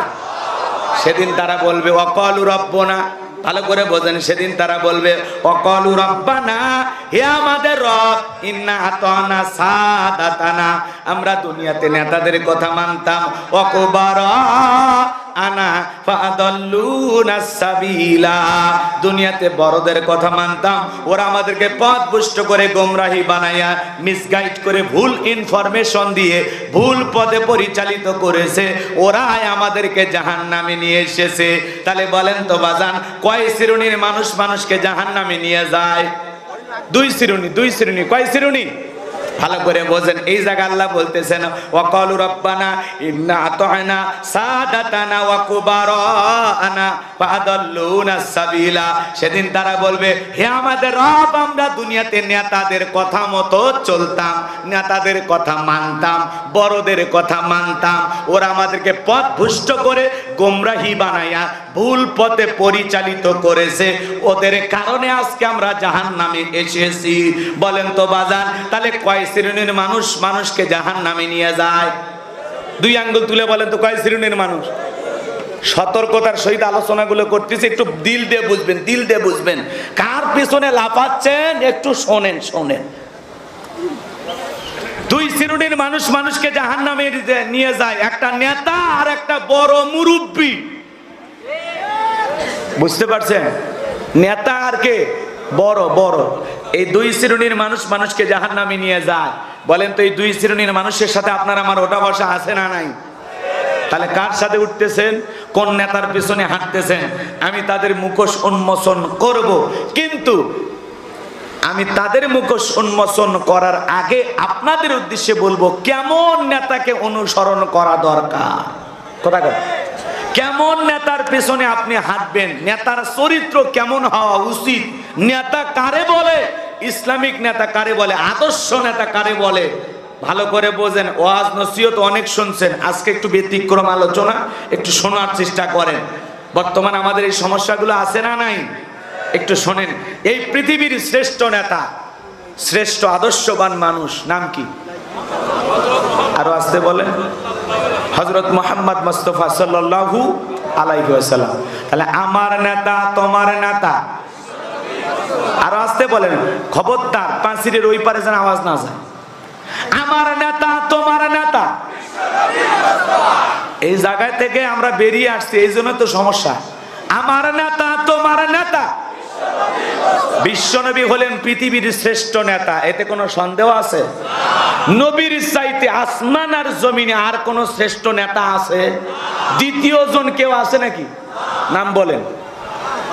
পৃথিবীর শ্রেষ্ঠ নেতার নাম মুহাম্মদ রাসূলুল্লাহ সাল্লাল্লাহু আলাইহি সাল্লাম। রাসূল হলেন ইমামুল মুত্তাকিন, ইমামুল মুরসালিন। তিনি হলেন সাইয়্যিদানা। আল্লাহু আকবার বলেন। ভালো করে বোঝার চেষ্টা করবেন। আপনার আমার পৃথিবী, এদিকে খেয়াল করেন, আপনার আমার নবী হলেন পৃথিবীর শ্রেষ্ঠ নেতা, শ্রেষ্ঠ নেতা, আদর্শ নেতা। নেতা হিসেবে তিনি কেমন? যেই নেতা 63 বছরে একটি মিথ্যা কথা বলেননি, এমন বিশ্ব রেকর্ড পৃথিবীর আর কোন নেতার আছে? আল্লাহু আকবার বলেন। 63 বছরের জিন্দেগিতে একটি মিথ্যা কথা বলেননি মুহাম্মদ রাসূলুল্লাহ সাল্লাল্লাহু আলাইহি সাল্লাম। সেই নেতার অনুসারী আমরা। আল্লাহু আকবার বলেন। আর পৃথিবীতে যারা নেতা, এরা সকালবেলা মিথ্যা কথা বলে নাস্তা করে, কথা কয় না। দুপুরবেলা মিথ্যা কথা বলে লাঞ্চ করে, মিথ্যা কথা বলে রাতে ডিনার করে। ভরা পেটেও মিথ্যা কথা, খালি পেটেও মিথ্যা কথা, ঘুমানোর আগেও মিথ্যা কথা, ঘুম থেকে উঠে মিথ্যা কথা। মিথ্যা বলতে বলতে চেহারা বেঁকা হয়ে গেছে, এরপরও মিথ্যা বলা ছাড়ে। ভিডিও ভাইরাল হয়ে যায়, তারপরে বলে আমাকে ফাঁসানোর চেষ্টা করা হচ্ছে। কথা কয় না কেন? রাগ করতেছেন আপনারা? সামনের দিকে যায়, কষ্ট মনের মধ্যে নেবেন না। পৃথিবীর শ্রেষ্ঠ নেতা মুহাম্মদ রাসূলুল্লাহ সাল্লাল্লাহু আলাইহি সাল্লাম। তিনি নেতা হিসাবে কেমন, আমি যদি গুণাবলীগুলো বলতে যাই, রাতের পর রাত চলে যাবে, দিনের পর দিন চলে যাবে, আলোচনা শেষ করা সম্ভব হবে না। আল্লাহু আকবার বলেন। শুধু দুইটা কথা বলবো, রসুল মানুষ হিসাবে কেমন, আমার রসুলের গুণাবলী কেমন। আমার ভাইরা, যে নবীর চরিত্রের সার্টিফিকেট আসমান থেকে আল্লাহ দিয়ে বলেন ওয়া ইন্নাকা লাআলা খুলুকিন আযীম, নবী হলেন পুত পবিত্র মহান চরিত্রের অধিকারী, বলুন সুবহানাল্লাহ। আমার ভাইরা, মক্কা বিজয়ের পর নবীজি ডেকে বলেন, ও আমার সাহাবীরা, ওসমান ইবনে তালহাকে আমার কাছে নিয়ে আসো। মক্কার পাওয়ার যখন নবীজির হাতে, মক্কা যখন বিজয় করলেন, ওসমান ইবনে তালহাকে ডাকার নির্দেশ দিলেন। ওসমান ইবনে তালহাকে কাফেররা যাকে খানায় কাবার চাবির দায়িত্ব দিয়েছিল, ওসমান ইবনে তালহার কাছে যখন খানায় কাবার চাবির দায়িত্ব কাফেররা দিয়েছিল, নবীজি মক্কায় থাকার সময় ডেকে বলে, ওসমান ইবনে তালহা, একটু খানায় কাবার দরজাটা খুলে দাও, আমি ভিতরে গিয়ে একটু আমার আল্লাহকে সিজদা দিতে চাই। আল্লাহু আকবার। ওসমান ইবনে তালহা ডেকে বলে, ও নবী, আপনার জন্য দরজা খুলতে দেয়া যাবে না, কাফেররা আমাকে নিষেধ করেছেন, আপনার জন্য খানায় কাবার দরজা আমি খুলতে পারবো না। সেই ওসমান ইবনে তালহাকে মক্কা বিজয়ের পর নবীজি ডাকতেছেন, খুঁজতেছেন, কেন কারণ আছে না নাই? ভালো করে বোঝেন বাজান গো আমার। ওসমান ইবনে তালহাকে যখন সাহাবা ইকরাম বললেন, নবীজি তোমাকে ডেকেছেন, ওসমান ইবনে তালহা তুমি চলো। ওসমান ইবনে তালহা তখন ভয় পাইতেছে, মনে মনে ভাবতেছেন, মক্কায় থাকা অবস্থায় নবীজিকে খানাই কাবার দরজা খুলে দেই নাই, নামাজ আদায় করতে দেই নাই। আজকে মক্কার পাওয়া রাজত্ব ক্ষমতা নবীজির হাতে, আজকে মনে হয় আমার জীবনটা চলে যাবে। এই কথা ভেবে ভয়ে ভয়ে বিশ্ব নবীর কাছে হাজির হয়ে গেলেন। নবীজি ডেকে বললেন, ওসমান ইবনে তালহা, ওই কাফেররা খানাই কাবার চাবির দায়িত্ব তোমার হাতে দিয়েছিল, আমিও সেই চাবির দায়িত্ব তোমার হাতে দিলাম। বলুন সুবহানাল্লাহ, আরো জোরে বলুন সুবহানাল্লাহ। ওসমান ইবনে তালহা অবাক হয়ে গেলেন, চোখের পানি ছেড়ে দিয়ে কান্না করেন। নবীর চাচা ইবনে আব্বাস রাদিয়াল্লাহু তাআলা আনহু তিনি ভেবেছিলেন হয়তোবা ভাতিজা খানায় কাবার চাবির দায়িত্ব আমার হাতে দেবেন, কিন্তু না, চাচাকে দিলেন না, দিলেন ওসমান ইবনে তালহাকে। ওসমান ইবনে তালহার হাতে যখন নবীজি খানায় কাবার চাবির দায়িত্ব দিলেন, চোখের পানি ছেড়ে দিয়া কাঁদেন আর ডেকে বলেন, নবী গো, মক্কায় থাকা অবস্থায় আপনাকে এই ঘরের দরজা খুলে দেই নাই, নামাজ আদায় করতে দেই নাই, মনে করেছিলাম সেই দিনের প্রতিশোধ গ্রহণ করবেন, যেহেতু মক্কার ক্ষমতা এখন আপনার হাতে, আপনি ইশারা দিলে এক নিমিষে আমার জীবনটা চলে যাবে, কিন্তু প্রতিশোধ গ্রহণ না করে আপনি আমাকে ক্ষমা করে দিলেন। ওই কাফিরাও চাবির দায়িত্ব আমাকে দিয়েছিল, আপনিও চাবির দায়িত্ব দিলেন, আমি আর অমুসলিম থাকতে চাই না, আপনি আমারে কালেমা পড়ে মুসলমান বানায়া দেন। লা ইলাহা ইল্লাল্লাহু মুহাম্মাদুর রাসূলুল্লাহ সাল্লাল্লাহু আলাইহি ওয়াসাল্লাম। বলেন আল্লাহু আকবার। নবীজি উত্তম আচরণ দিয়ে, ভালো ব্যবহার দিয়ে মানুষকে ক্ষমা করে, বুক ভরা ভালোবাসা নিয়ে মানুষকে ডেকেছেন। কথা বলেন ঠিক কি না? নবীজির ব্যবহার দেখে মানুষ দলে দলে ইসলাম ধর্ম গ্রহণ করেছে। কথা বলেন ঠিক কি না? খালি প্রতিশোধ নেওয়ার মধ্যে শান্তি নাই, শান্তি আছে ক্ষমা করার মধ্যে। উদার মন মানসিকতা থাকতে হবে। হাজারো অপরাধ করেছে শত্রু, মাফ করে দেন, ভালো হওয়ার সুযোগ দেন, দেখবেন ওই শত্রু আপনার বন্ধু হয়ে যাবে। সূরা হামিমা সিজদার 34 নম্বর আয়াতে আল্লাহ বলেছেন, নবী গো, ভালো আর মন্দ সমান হতে পারে না, আপনি যদি মন্দের জবাব ভালো দিয়ে দেন, আপনার চরম শত্রুটাকেও আমি আল্লাহ পরম বন্ধু বানায় দিব। বলুন সুবহানাল্লাহ। আমার ভাইয়েরা, ছোট্ট আর একটি ঘটনা আপনাদের জানা আছে। একজন ইহুদি মসজিদের ভিতরে দাঁড়ায় দাঁড়ায় পেশাব করতেছে। হযরত ওমর ফারুক ডেকে বলে, নবী গো, ওর এত বড় সাহস, আমরা যে জায়গায় আমাদের আল্লাহকে সিজদা দেই সেই জায়গায় পেশাব করতেছে, অনুমতি দেন, এক কোপে দুনিয়ার থেকে বিদায় করে দেব, আর কোনোদিন পেশাব লাগবে না। নবী বলে, ওমর থামো, ওকে ওর কাজ করতে দাও। আল্লাহু আকবার বলেন। পৃথিবীর শ্রেষ্ঠ ডাক্তার ছিলেন মুহাম্মদ রাসূলুল্লাহ সাল্লাল্লাহু আলাইহি সাল্লাম। আজকে ডাক্তার গবেষণা করে বলেছেন, কেউ যদি পেশাব করে আর কেউ যদি ধমক দেয় আর পেশাবটা যদি ভিতরে আটকে যায়, পরিষ্কার ভিতর থেকে একেবারে না হয়, পুরোটা পেশাব না করতে পারে, তাহলে ওই পেশাব আটকে যাওয়ার কারণে তার দেহে অনেক বড় বড় রোগ হওয়ার সম্ভাবনা আছে। আমার নবী বলতেছে, ওরে শান্তি মতো পেশাব করতে দাও। হযরত ওমর বলে, নবী গো, সারাদিন মনে হয় পেশাব করে নাই, কত পেশাব জমায় রাখছে, দেখেন পেশাব করে মসজিদ তো শেষ করে ফেলে দিল, আপনি খালি অনুমতি দেন, আর জীবনে পেশাব লাগবে না সেই ব্যবস্থা করব। নবী বলে, ওমর থাম থাম থামো, আমি দেখতেছি। আমার ভাইয়েরা, ইহুদির পেশাব করা শেষ হয়ে গেল। নবীজি কাছে গেলেন আর দেখে বলেন, ও ইহুদি, তোমরা যেই জায়গায় ইবাদত করো ওই জায়গায় যদি কেউ পেশাব করে দেয় তোমরা কি করবা? ইহুদি হাতের তরবারি উঁচু করে বলে, নবী গো, তার মধ্যে আর আমার মধ্যে ফয়সালা করে দেবে এই তরবারি। বিশ্ব নবী ডেকে বলে, শোনো, যে জায়গায় দাঁড়িয়ে তুমি পেশাব করলা এই জায়গায় আমরা সালাত আদায় করি, আমাদের আল্লাহকে সিজদা দেই, আর কোনোদিন এই জায়গায় তুমি পেশাব করো না, তুমি এখান থেকে চলে যাও।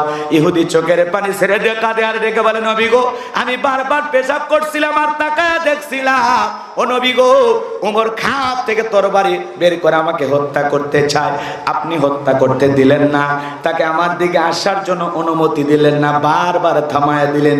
যেই ধর্মের নেতার ব্যবহার এত সুন্দর, যে নেতা মানুষকে এত ভালোবাসা দিতে পারে, মসজিদের ভিতরে আমি এত বড় একটা কাজ করলাম, ধমক দিলেন না, রাগান্বিত হলেন না, কোনো কথা শোনাইলেন না।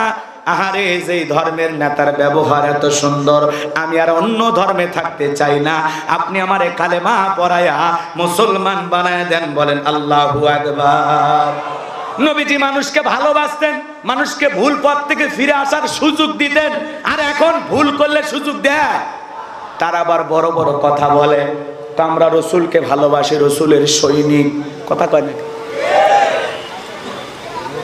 অপরাধীরা ওদের কাছে ক্ষমা পায়, কিন্তু নিরপরাধ মানুষ ওদের কাছে ক্ষমা পায়? কথা বলেন, ক্ষমা পায়? পায় না। আজকে কি অপরাধ ফিলিস্তিন নিরীহ মুসলমানের? ওই ইসরায়েলি ইহুদি জালেমেরা ছোট্ট ফুটান্ত গোলাপের মতো নিষ্পাপ শিশুগুলোকে পর্যন্ত হত্যা করতেছে। কথা বলে ঠিক কিনা? এ পর্যন্ত ৮,০০০-এরও বেশি মানুষকে ওরা দুনিয়ার থেকে বিদায় করেছে। হাজার হাজার মসজিদে হামলা করেছে, গির্জায় হামলা করেছে, অ্যাম্বুলেন্সের উপরে হামলা করেছে। নিরীহ ফিলিস্তিনের মুসলমানের রক্ত নিয়ে জালেম ইহুদিরা খেলা করতেছে। কথা বলে ঠিক কিনা? আর পৃথিবীর নেতারা চুপ। আরব বিশ্বের নেতাদের ঘুম ভাঙে না। কায়রোতে এসে একটা সম্মেলন করে বলল যুদ্ধ থামার জন্য আমরা চেষ্টা করতেছি। ওই চেষ্টা করতে করতে এদিকে মুসলমান মেরে শেষ। কথা বলে ঠিক কিনা? যা চেষ্টা করার ফিলিস্তিনের হামাস। কথা বলে ঠিক কিনা? এই মুসলিম গোষ্ঠী তাদের নিজ ভূমি রক্ষা করার জন্য, নিজ জন্মভূমিকে ওই জালেম ইহুদিদের হাত থেকে রক্ষা করার জন্য তারা লড়াই সংগ্রাম চালিয়ে যাচ্ছে। কথা বলে ঠিক কিনা? ওরা বিশাল বিশাল 230 ফুট মাটির নিচে কূপ খুঁড়ছে, সুড়ঙ্গ খুঁড়ছে, গর্ত খুলে রাখছে ওদেরকে সাইজ করার জন্য। বিশাল বিশাল ফাঁদ পেতে রেখে দিয়েছে। আলহামদুলিল্লাহ, ওয়াসিরে আশা করা যায় হিজবুল্লাহ যোগ দিয়েছে।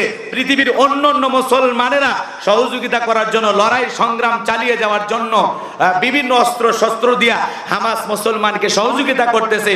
আমাদের বিশ্বাস আগামীতে অবশ্যই ফিলিস্তিনের জমিনটা মুসলমানদের দখলে আসবে ইনশাআল্লাহ।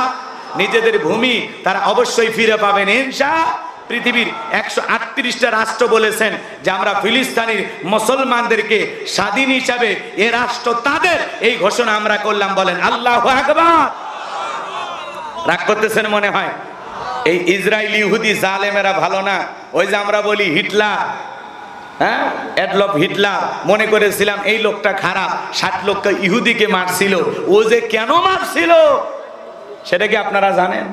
কথা বলেন না কেন? এই ইহুদির এই গোষ্ঠীরা, এরা সবচাইতে দুনিয়ার নিকৃষ্ট একটা জাতি। এরা এমন অত্যাচার, নির্যাতন, জুলুম আর এমন বাড়াবাড়ি শুরু করেছিল, হিটলার রাগান্বিত হইয়া 60 লক্ষ ইহুদির বাচ্চাকে দুনিয়ার জমিন থেকে বিদায় করে দিয়েছিল। এরপরে তাকে স্বৈরাচারী শাসক বলা হয়, ফ্যাসিবাদী সরকার বলা হয়। হিটলার মৃত্যুর পূর্বে ভবিষ্যৎবাণী দিয়ে বলে গেছে যে আমি তো 60 লক্ষ ইহুদিকে মারলাম, আপনারা পুরো পৃথিবীর সবাই বলেন আমি সন্ত্রাসী নেতা, আমি স্বৈরাচারী শাসক, কিছু আন্ডা ডিম বাচ্চা রেখে দিলাম। এদের অত্যাচার যেদিন তোমাদের ঘাড়ে চেপে বসবে সেদিনই টের পাইবা যে ইহুদিরা কত নিকৃষ্ট জাতি। আজকে মুসলমানেরা হারে হারে টের পাইতেছে। কথা বলে ঠিক কিনা? এই জন্য ইহুদি জাতি, এদের মনে কোনো দয়া মায়া নাই। এরা পাষাণ, এরা নরপিশাচ। কথা বলে ঠিক কিনা? কিন্তু মনে রাখবেন, জুলুম নির্যাতন যত বাড়বে বিজয় তত নিকটে। আগামী সূর্য মুসলমানদের সূর্য, আগামীর দিন মুসলমানদের দিন। অবশ্যই ইসরায়েলি ইহুদি জালেমদেরকে হটাইয়া ফিলিস্তিনের জমিন মুসলমানদের দখলে আসবে ইনশাআল্লাহ। আল্লাহ কবুল করেন, জোরে বলেন আমিন। আল্লাহ যেন ফিলিস্তিনের জমিনে মুসলমানদের বিজয় দান করেন, জোরে বলেন আমিন। আমাদের প্রথম কেবলা বাইতুল মুকাদ্দাস আমরা যেন রক্ষা করতে পারি। মসজিদুল আকসাতে আবারও যেন মুসলমানেরা নির্ভয়ে সালাত আদায় করতে পারে। যেই বাইতুল মুকাদ্দাসের আশেপাশে অসংখ্য পয়গম্বরদের কবর আছে। কথা বলে ঠিক কিনা? এই পবিত্র ভূমি যেন আমরা রক্ষা করতে পারি। আল্লাহ কবুল করেন, জোরে বলেন আমিন। সামনের দিকে যায়, কষ্ট হচ্ছে আপনাদের মনে হয় না? তাহলে রসুল নেতা হিসেবে কেমন ছিলেন?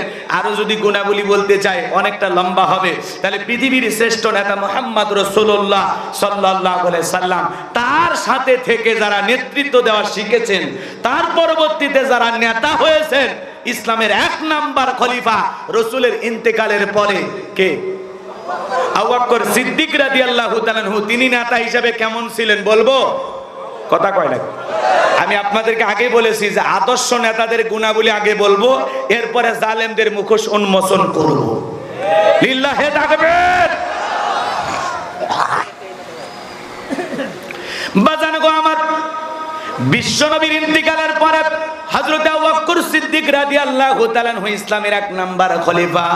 2 বছর 3 মাস 17 দিন তিনি ক্ষমতার চেয়ারে ছিলেন, খেলাফতের দায়িত্ব পালন করেছিলেন। এই 2 বছরে তিনি একটা ঈদের রাত্রিতে হযরত আবু বকর সিদ্দিক রাদিয়াল্লাহু তাআলা আনহু মসজিদে নববী থেকে সকল মুসল্লিরা যখন বের হয়ে চলে গেল, ইসলামের 1 নাম্বার খলিফা হযরত আবু বকর সিজদায় চলে গেলেন, মাথাটা নত করলেন, আল্লাহ রাব্বুল আলামিনকে সিজদা দিয়া কাকুতি মিনতি সহকারে আল্লাহর কাছে দোয়া করতে লাগলেন, আল্লাহ আগামীকাল জনপদের মধ্যে ঈদ, কার ঘরে খাবার আছে কার ঘরে খাবার নাই আমি জানি না, আল্লাহ গো আগামীকালকে সকলের ঘরে ঘরে ঈদের আনন্দ ছড়িয়ে দাও, সবাই যেন মিলেমিশে ঈদ উদযাপন করতে পারে। দেশের মানুষের কল্যাণ কামনা করে সিজদা দিয়া নেতা মসজিদে দোয়া করে কার কাছে? আরো জোরে বলেন, আরো জোরে বলেন। ভালো করে বোঝার চেষ্টা করবেন, নেতা যদি ভালো হয় জনগণের জন্য দোয়া করবে, আর জনগণ যদি ভালো হয় নেতার জন্য দোয়া করবে। কথা বলেন ঠিক কিনা? এ জায়গায় সংক্ষিপ্ত 2 মিনিট একটা কথা আপনাদেরকে একটু শোনায় দিয়ে যায়। বাদশাহ হারুনুর রশিদের নাম আপনারা শুনেছেন। তার জামানা একটা বৃদ্ধা নারী প্রতি মাসে মাসে মোটা আটা পায়, মোটা আটা পাইতে পাইতে বুড়ি মহিলা ডেকে বলে, বাদশা প্রতি মাসে আমারে মোটা আটা দেয়, আমি একটু বাদশাহ দরবারে নালিশ নিয়ে যাব, এত মোটা আটা খাইতে আমি পারি না। এইবার পরের দিন সকালবেলা বুড়ি মহিলা বাদশার দরবারে হাজির হয়ে গেলেন। টাকা দেখেন একটা পুরুষ মানুষ বাড়ির বারান্দা ঝাড় দেয়, ছোট্ট বাচ্চা খেলা করতেছেন, আর একটা মহিলা আটা চালতেছেন। এইবার বুড়ি জিজ্ঞাসা করেন, ওই যে বাড়ির বারান্দা ঝাড় দেয় লোকটাকে? বলে ওইটাই আমাদের বাদশাহ হারুনুর রশিদ। বুড়ি খুশি হয়ে গেল, এদেশের নেতা এত ভালো, নিজের বাড়ির বারান্দা ঝাড় দিয়া স্ত্রীর কাছে সহযোগিতা করতেছে। বলেন আল্লাহু আকবার। নবীজি যেই তরবারিতে যুদ্ধ করতেন, ওই তরবারি দিয়া তরকারি কোটে রান্নার কাজে সহযোগিতা করতেন। বলেন সুবহানাল্লাহ। এজন্য মাঝে মাঝে বিবির কাজে সহযোগিতা করা রাসূলের সুন্নাত। আল্লাহু আকবার বলেন। দাম্পত্য জীবনে সুখ নাই, কারণ স্ত্রীর সাথে আমাদের ওঠা বসা ভালোবাসা মহাব্বত কম। কথা কেন? পাশের বাড়ির ভাবিকে দেখে কয়, ভাবি আসসালামু আলাইকুম, ভাবি কেমন আছেন? আপনি একটু মিস কল দেবেন, ফাঁকা থাকলে আপনার সাথে মন খুলে গল্প করব। আর বইয়ের সামনে গেলে মুখ বেঁকা করে থাকে। কথা কেন? বউ যদি সামনে বেশি ঘন ঘন আসে, কয় তুই বেশি আসিস না, তো দেখলে কিন্তু মেজাজ গরম হয়ে যায়, সরে যা, তো সরে যা। কথা কেন? বউ দেখলে মেজাজ গরম হয়, আর পাশের বাড়ির ভাবিকে দেখলে মেজাজ নরম হয়। এরকম চরিত্রবান লোক আছে না? নাই?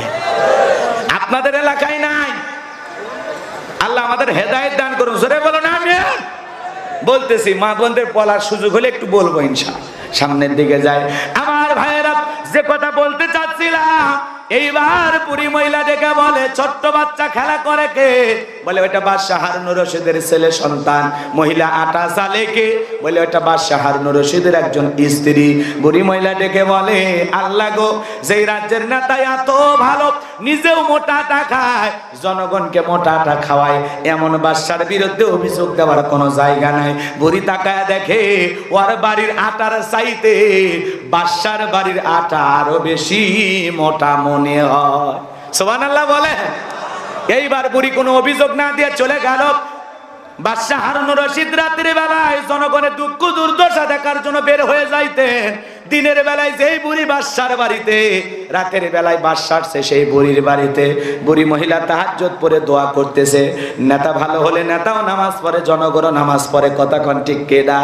বুড়ি মহিলা দোয়া করে, আল্লাহ আমার রাজ্যের বাদশাহ হারুনুর রশিদ এত ভালো নেতা, নিজেও মোটা আটা খায়, জনগণকে মোটা আটা খাওয়ায়, এমন বাদশার বিরুদ্ধে অভিযোগ দেওয়ার কোনো জায়গা নাই। আর ওদের দিকে তাকায় দেখেন, ওরা চাইনিজ খাবার খায়, ফ্লাই খায়, তাহিরি খায়, নেহেরি খায়, বিরিয়ানি খায়, 5 স্টার 7 স্টারের দামি দামি খাবার খায়, কোটি কোটি টাকার খাবার ওরা নষ্ট করে। ওদের একটা অনুষ্ঠানে কত কোটি টাকার খাবারের বিল হয় আপনি হিসাব করে শেষ করতে পারবেন না। আর জনগণ ক্ষুধার তাড়নায় ডাস্টবিনের খাবার করে খায়, এদিকে ওদের নজর নাই। কথা বলেন ঠিক কিনা? আজ বাংলার জমিনে এমন ঘটনা আছে, একটা নারী তার পেটের ক্ষুধা খাবারের জন্য তার দেহটা 500 টাকা 1000 টাকার জন্য একটা মানুষের কাছে বিক্রি করতেছে। এমন ঘটনাও আছে না? নাই? একটা নারী তার সতীত্ব বিক্রি করে নিজের জীবিকা ধারণ করতেছে। আমরা তাদের নাম দিলাম, এরা হলো যৌন কর্মী। কথা কন না আপনারা? ইসলামী সমাজ যদি কায়েম হইতো, আল্লাহর রাত যদি কায়েম হইতো, আমরা যদি কোরআন প্রতিষ্ঠিত করতে পারতাম জায়গা মতো, শান্তির সমাজ, ইসলামী সমাজ যদি কায়েম করতে পারতাম, মানুষের কি এরকম দুঃখ দুর্দশা থাকতো? জোরে বলেন, থাকতো? কোন মহিলাকে এরকম নিজের ইজ্জত বিক্রি করে খাবারের ব্যবস্থা করা লাগতো না। ইসলামী রাষ্ট্র তার দায়িত্ব নিত। কথা বলেন ঠিক কিনা? রাগ করতেছেন মনে হয়? আজকে কত পদে পদে থাকা মানুষের এই অবস্থা। সামনের দিকে যায়, কথা অনেক বলার আছে। খারাপ লাগতেছে? লিল্লাহে তাকবীর। ভালো করে বোঝার চেষ্টা করবেন। বুড়ি মহিলা দোয়া করে, আল্লাহ রাজ্যের নেতা এত ভালো, নিজেও যা খায় জনগণকেও তাই খাওয়ায়, আমার নেতার হায়াত বাড়াইয়া দাও। জোরে বলেন আমিন।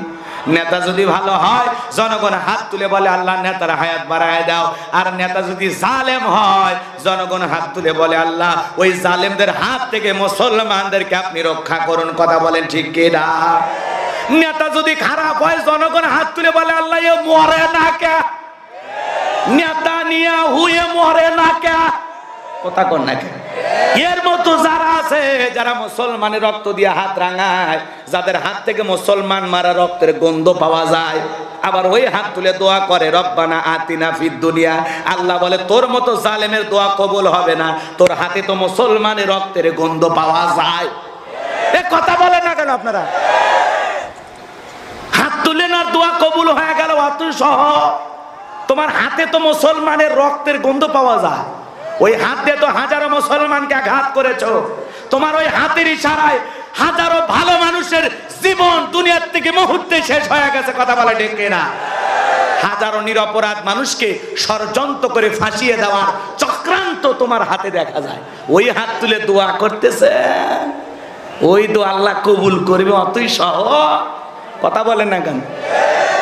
হাত তুলে দোয়া করি রব্বানা আতিনা ফিদ দুনিয়া। আল্লাহ বলে তোর মতো জালেমের দোয়া, তোর মতো সুদখোর ঘুষখোরের দোয়া আমি আল্লাহর দরবারে কবুল হবে না। কথা বলেন ঠিক কি না? যে হাত তুলে দোয়া করতেছেন, ওই হাতটাও পবিত্র হওয়া দরকার আছে না? না, ওই হাতটা দিয়ে যেন কোনো মানুষের জুলুম না হয়। কারো টুটি চেপে ধরেছেন কিনা, কি লিখেছেন কলমের খোসা দিয়া, আল্লাহ সব দেখেছেন এবং রেকর্ড করা আছে। খালি মরে দেখেন বিচার কেমনে হয় কিয়ামতের ময়দানে, আমরাও দেখব। এই দিন নয়, আরো দিন আছে। এই দিন নিয়ে যাবে সেই দিনের কাছে। দুনিয়ার জীবন শেষ নয়, পরকালের একটা লম্বা জীবন আছে না নাই? আপনারা আমাকে ঠকাচ্ছেন, কষ্ট দিচ্ছেন, নির্যাতন জুলুম করতেছেন। এই দুনিয়ার জীবন কোনো না কোনো ভাবে শেষ হয়েই যাবে, ঠেকে থাকবে না। কিন্তু যাদেরকে ঠকিয়েছেন, যাদেরকে কাঁদিয়েছেন, যাদের উপরে জুলুম করেছেন, কিয়ামতের মাঠে যেদিন বিচার হবে সেই দিন কিভাবে পার পাবেন অপেক্ষা করেন। চলেন সামনের দিকে যায়। খারাপ লাগতেছে নাকি? চলেন বাজান গো আমার। বুড়ি মহিলা 2 নাম্বার দোয়া করে, আল্লাহ বাদশাহ হারুনের শুধু একটা ছেলে সন্তান দেখলাম, সেজন্য তাড়াতাড়ি মৃত্যুবরণ করে, অকাল মৃত্যুবরণ করে। বাদশাহ চমকে উঠছে। বুড়ি মহিলা আবার দোয়া করে, আল্লাহ এই রাজ্যের যত মুয়াজ্জিম আছে সবাই যেন তাড়াতাড়ি মারা যায়। বাদশাহ অবাক হয়ে গেল, বুড়ি রে তোর 1 নাম্বার দোয়া ভালো, আমার হায়াত কামনা করলি, কিন্তু আমার ছেলে মারা যাওয়ার দোয়া কেন করলি? আর রাজ্যের মুয়াজ্জিম মারা যাওয়ার দোয়া কেন করলি? আগামী কালকে দরবারে নিয়ে তোরে জিজ্ঞাসা করব, বুড়ি এই 2টা দোয়া কেন করছে? আপনারা কি শুনবেন? কারা কারা একটু হাত তুলে দেখান, লিল্লাহে তাকবীর। হাত নামান। হযরত আবু বকরের কথা মনে আছে না নাই?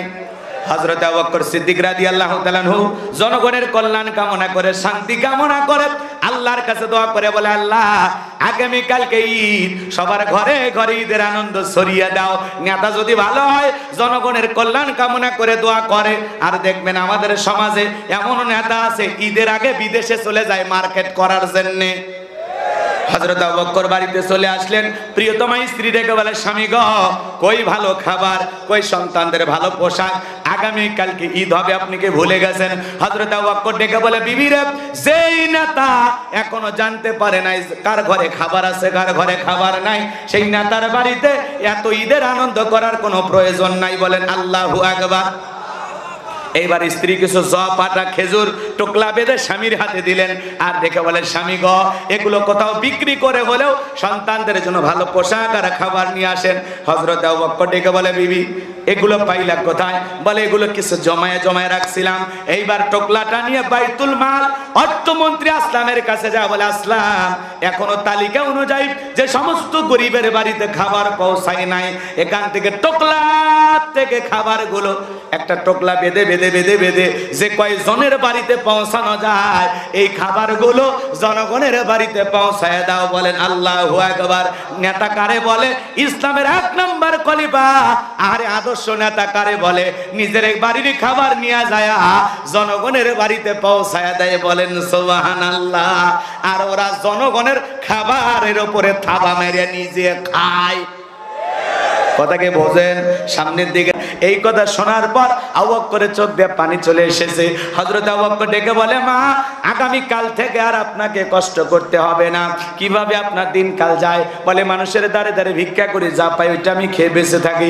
হযরত আবু বকর বলে, মা আগামী কাল থেকে 3 বেলা আপনার বাড়িতে আমি খাবার পৌঁছায় দেব, আর কারো দুয়ারে আপনাকে হাত পাততে হবে না।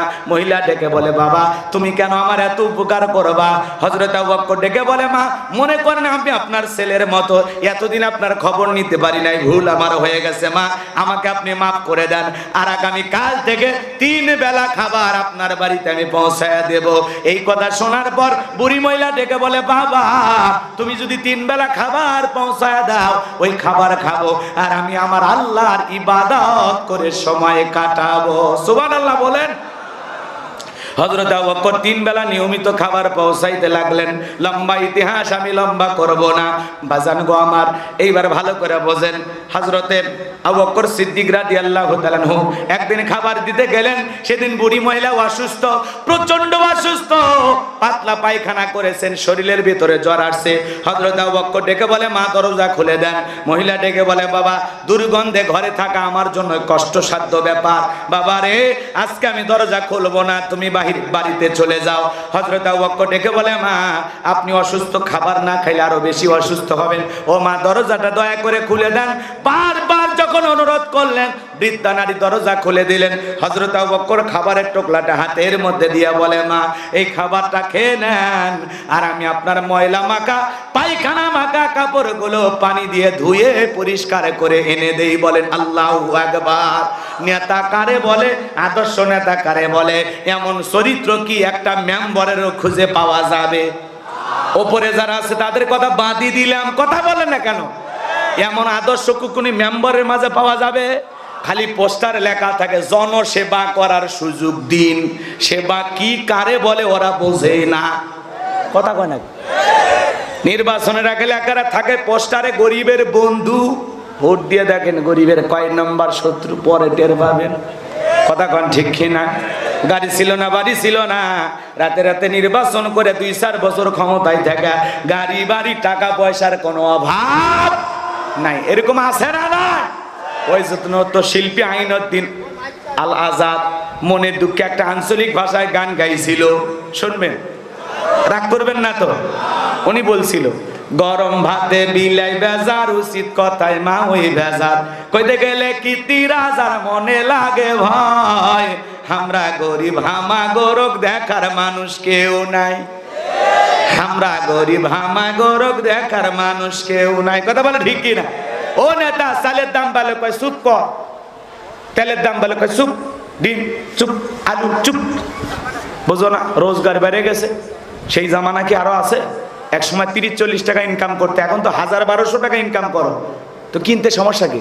নেতা পেঁয়াজের দাম বাড়ছে, 1 কেজির জায়গায় 1/2 কেজি কিনে খা, কথা কয় না? প্রয়োজনে একটা পেঁয়াজ দা রান্না সার, বোঝেন নাই? রাগ করতেছেন মনে? আপনি চিৎকার করবেন, প্রতিবাদ করবেন, আপনার চিৎকার শোনার মতো দুনিয়াতে কেউ নাই। অভিভাবক যদি ভালো না হয়, ছেলে মেয়ে দুষ্ট হওয়াটাই স্বাভাবিক, কথা কয় না? কথা কয় না? বাড়ির অভিভাবক যদি ভালো না হয়, ছেলে মেয়ে কি হয়? দুষ্ট হয়, বিপদগামী হয়। তো সমাজের অভিভাবক, নেতৃত্ব দেওয়ার মানুষ যদি শক্ত না হয়, কঠিন না হয়, এরকম অসাধু কালো বাজার ব্যবসায়ী সিন্ডিকেটের মাধ্যমে প্রতিদিন জিনিসের দাম বাড়াবে, ওদের লাগাম ধরার ক্ষমতা কারো নাই। কারণ অভিভাবক যে দুর্বল কথা কয় না। ওপরে বলতেছে আমরা বিষয়টা দেখতেছি, আবার এই দিক দিয়ে এক বস্তা দিয়ে আসে, বোঝেন না? না ভেঙ্গে ভেঙ্গে বলা লাগবে। বাপরে বাপ, আপনাকে বুঝাইতেছে আমার বিপদ টেনে নেবো না। যা বলছি আকার ইঙ্গিতে বুঝে না। আল্লাহ হেদায়েত দান করুক, জোরে বলেন আমিন।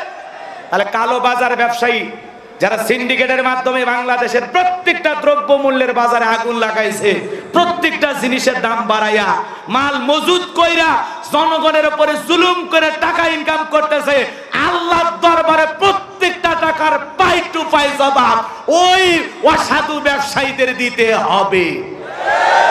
ছাড় নাই, ছাড় নাই, আল্লাহ ধরবেই। কথা কন, 5 টাকা 6 টাকা ডিম 15 টাকা, ওগুলো আর বলবো না। কথা কন না, রাগ করছেন না? কি কথা বলছিলাম ভুলে গেছেন? কি বলছিলাম বলেন? বাদশাহ হারুনুর রশিদ। এজন্য বাজান গো আমার, আমাদের দুঃখ দেখার কেউ, কথা বলেন, দুঃখ দেখা বিরক্ত হয়েছেন না?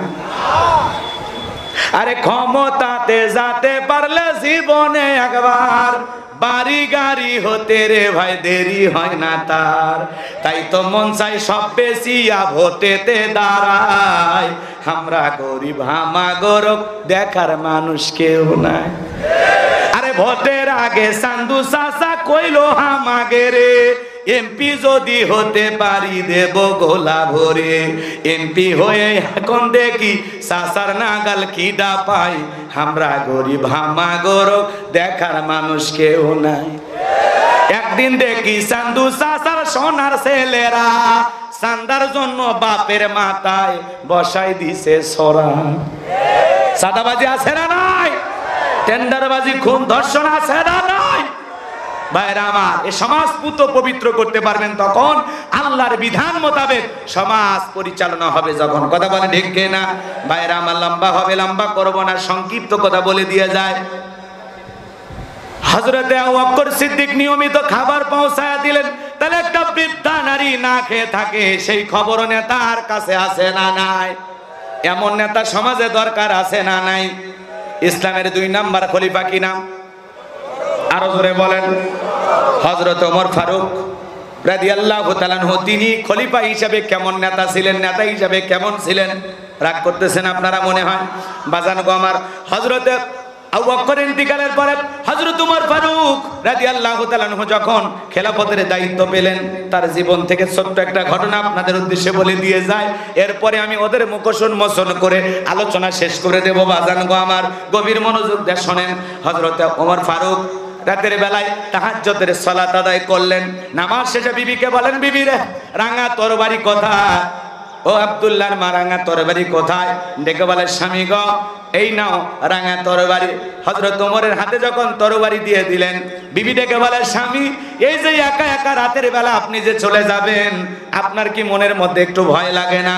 হযরত ওমর ফারুক ডেকে বলে, বিবি রে, মুসলমানের যারা নেতা হয় তাদেরকে নিরাপত্তা দেওয়ার দায়িত্ব আমার আল্লাহর। আল্লাহু আকবার বলেন। জনগণের হক সঠিকভাবে আদায় করলে তার সিকিউরিটি লাগবে না, কোনো বাহিনী লাগবে না, একা একা পথ চলবে, জনগণ নিজে নিরাপত্তা দেবে, কেউ তাকে মারার ষড়যন্ত্র করবে না। কথা বলেন ঠিক কি না? সামনের দিকে যায় হযরতে ওমর ফারুক রাদিয়াল্লাহু তাআলা আনহু, ঘুরতে ঘুরতে তাকায় দেখেন একজন যুবক দাঁড়িয়ে আছেন। যুবক সালাম দিলেন, আসসালামু আলাইকুম আমিরুল মুমিনিন। হযরত ওমর সালামের জবাব দিয়ে বলেন, যুবক রে, এত রাতের বেলায় কেন তুমি দাঁড়িয়ে আছো? যুবক ডেকে বলে, খলিফা, আল্লাহ খেলাফতের দায়িত্ব দেবার পর সারাটা জীবন তো মানুষের বাড়িতে ডিউটি করলেন, নিজের বাড়িরই খবর রাখলেন না। হযরত ওমর ফারুক ডেকে বলে, যুবক, তুমি কি বলতে চাও? যুবক ডেকে বলে, খলিফা, আপনার বাড়িতে একটা রক্তাক্ত শিশুর লাশ আছে। হযরত ওমর ফারুক ডেকে বলে, যুবক, সাবধানে তুমি কথা বলো। আমি ওমর, যার নাম শুনলে বাঘের ছাগল এক ঘাটে পানি খায়। ওমর যেই পথ দিয়ে যায় 40 দিন শয়তান ওই পথ দিয়ে যাওয়ার সাহস পায় না। সেই ওমর খলিফা থাকা অবস্থায় তার রাজ্যের ভিতরে শিশু হত্যাকাণ্ডের মতো জঘন্য ঘটনা ঘটেছে, এটা তো আমি মানতে পারলাম না। যুবক ডেকে বলে, খলিফা, বিশ্বাস না করলে আপনি বাড়িতে চলে যান। হযরত ওমর ডেকে বলে, ঠিক আছে যুবক, আমি যাইতেছি। এই কথা বলে হযরত ওমর রওনা করলেন। যুবক ডেকে বলে, খলিফা, যদি আপনি আসামি খুঁজে না পান, ওই প্যাকেটের ভিতরে দেখবেন একখানা চিঠি লেখা আছে। ওই চিঠির ভিতরে সামান্য হলে হত্যাকাণ্ডের তথ্য দেওয়া আছে। হযরত ওমর ফারুক এইবার বাড়িতে যাওয়ার পর লোকজনকে ডেকে বলেন, পুরো বাড়িটা সার্চ করো, তল্লাশি চালাও, দেখো তো কোনো প্যাকেট পাওয়া যায় কিনা। এইবার সবাই মিলে খুঁজতে খুঁজতে একটা রক্তাক্ত প্যাকেট নিয়ে হযরত ওমর ফারুকের সামনে হাজির হয়ে গেলেন। হযরত ওমর ফারুক ডেকে বলেন, প্যাকেটটা খোলো তো দেখি। এইবার যখন প্যাকেটটা খোলা হলো, আরে সবাই তাকায় দেখে এক নয় দুই নয়, কে বা কারা যেন ছোট্ট একটা শিশুকে হত্যা করে 12টা টুকরো করেছে। জোরে কন্যা উযুবিল্লাহ। 12টা টুকরো শিশুর লাশ। হযরত ওমর ফারুক অজরে চোখের পানি ছেড়ে দিয়ে কাঁদলেন আর ডেকে বলেন, আল্লাহ, কার হৃদয় এত বড় নিঠুর, কে এত বড় নির্দয়, কে এত বড় পাষাণ। কি ছিল এই শিশুর অপরাধ? কেন তাকে 12টা টুকরো করে হত্যা করা হলো? যতক্ষণ পর্যন্ত এই শিশু হত্যাকাণ্ডের বিচার না করতে পারবো, ততক্ষণ পর্যন্ত আমি ওমর শান্ত হব না। বলেন আল্লাহু আকবার। নেতা কারে বলে? শিশুর লাশের সামনে দাঁড়ায়া কি করলো? ওয়াদা করলো, আমি শিশু হত্যাকাণ্ডের বিচার করব। আর আমাদের সমাজের মধ্যে অনেক হত্যাকাণ্ডের ঘটনা ঘটে। বাপরে বাপ, বিচারের দাবিতে মানববন্ধন করা লাগে, অমুকের বিচার চাই, এই হত্যাকাণ্ডের বিচার চাই, ধর্ষণের বিচার চাই। 2 মাস 6 মাস আন্দোলন করার পর পেপার পত্রিকা মিডিয়ায় সব জায়গায় যখন খবর প্রচার হয়, এরপরে নেতাদের ঘুম ভাঙে। ওরা তখন বলতেছে, আমরা বিষয়টা ভেবে দেখতেছি। কথা কয় না? আন্দোলন হওয়ার পরে তখন ওনাদের ঘুম ভাঙে, তখন বলে আমরা এর বিচার করব। তারপরে 3 সদস্যের তদন্ত কমিটি, ওই পর্যন্ত শেষ। ওর রিপোর্ট কিয়ামত হলে আর বাইরে হবে না। কথা কয় না? কথা কয় না? লিল্লাহে তাকবীর। সমাজে এরকম আছে না নাই? হযরত ওমর ফারুক ডেকে বলে, এই হত্যাকাণ্ডের বিচার না করা পর্যন্ত আমি ওমর শান্ত হব না। কে এই শিশুকে হত্যা করেছে? কেন হত্যা করলো? কি অপরাধ এই শিশু? আপনারা শুনবেন না? কষ্ট হচ্ছে? হযরত ওমর ফারুক এইবার ডেকে বলে, প্যাকেটটা খোলো তো দেখি তো প্যাকেটের ভিতরে কোনো চিঠি আছে কিনা। আমার ভাইয়েরা, এইবার প্যাকেটটা খোলার পর দেখলেন, প্যাকেটটা খোঁজার পর একটা চিঠি খুঁজে পাওয়া গেল। হযরত ওমর চিঠিটা হাতের মধ্যে নিলেন। ওই চিঠির ভিতরে 2 লাইন কথা লেখা আছে। 1 নাম্বার হলো পবিত্র কোরআনুল কারীমের সূরা মায়েদার 44 নম্বর আয়াতের শেষের অংশ, ওয়া মাল্লাম ইয়াহকুম বিমা আনজালাল্লাহু ফাউলাইকা হুমুল কাফিরুন।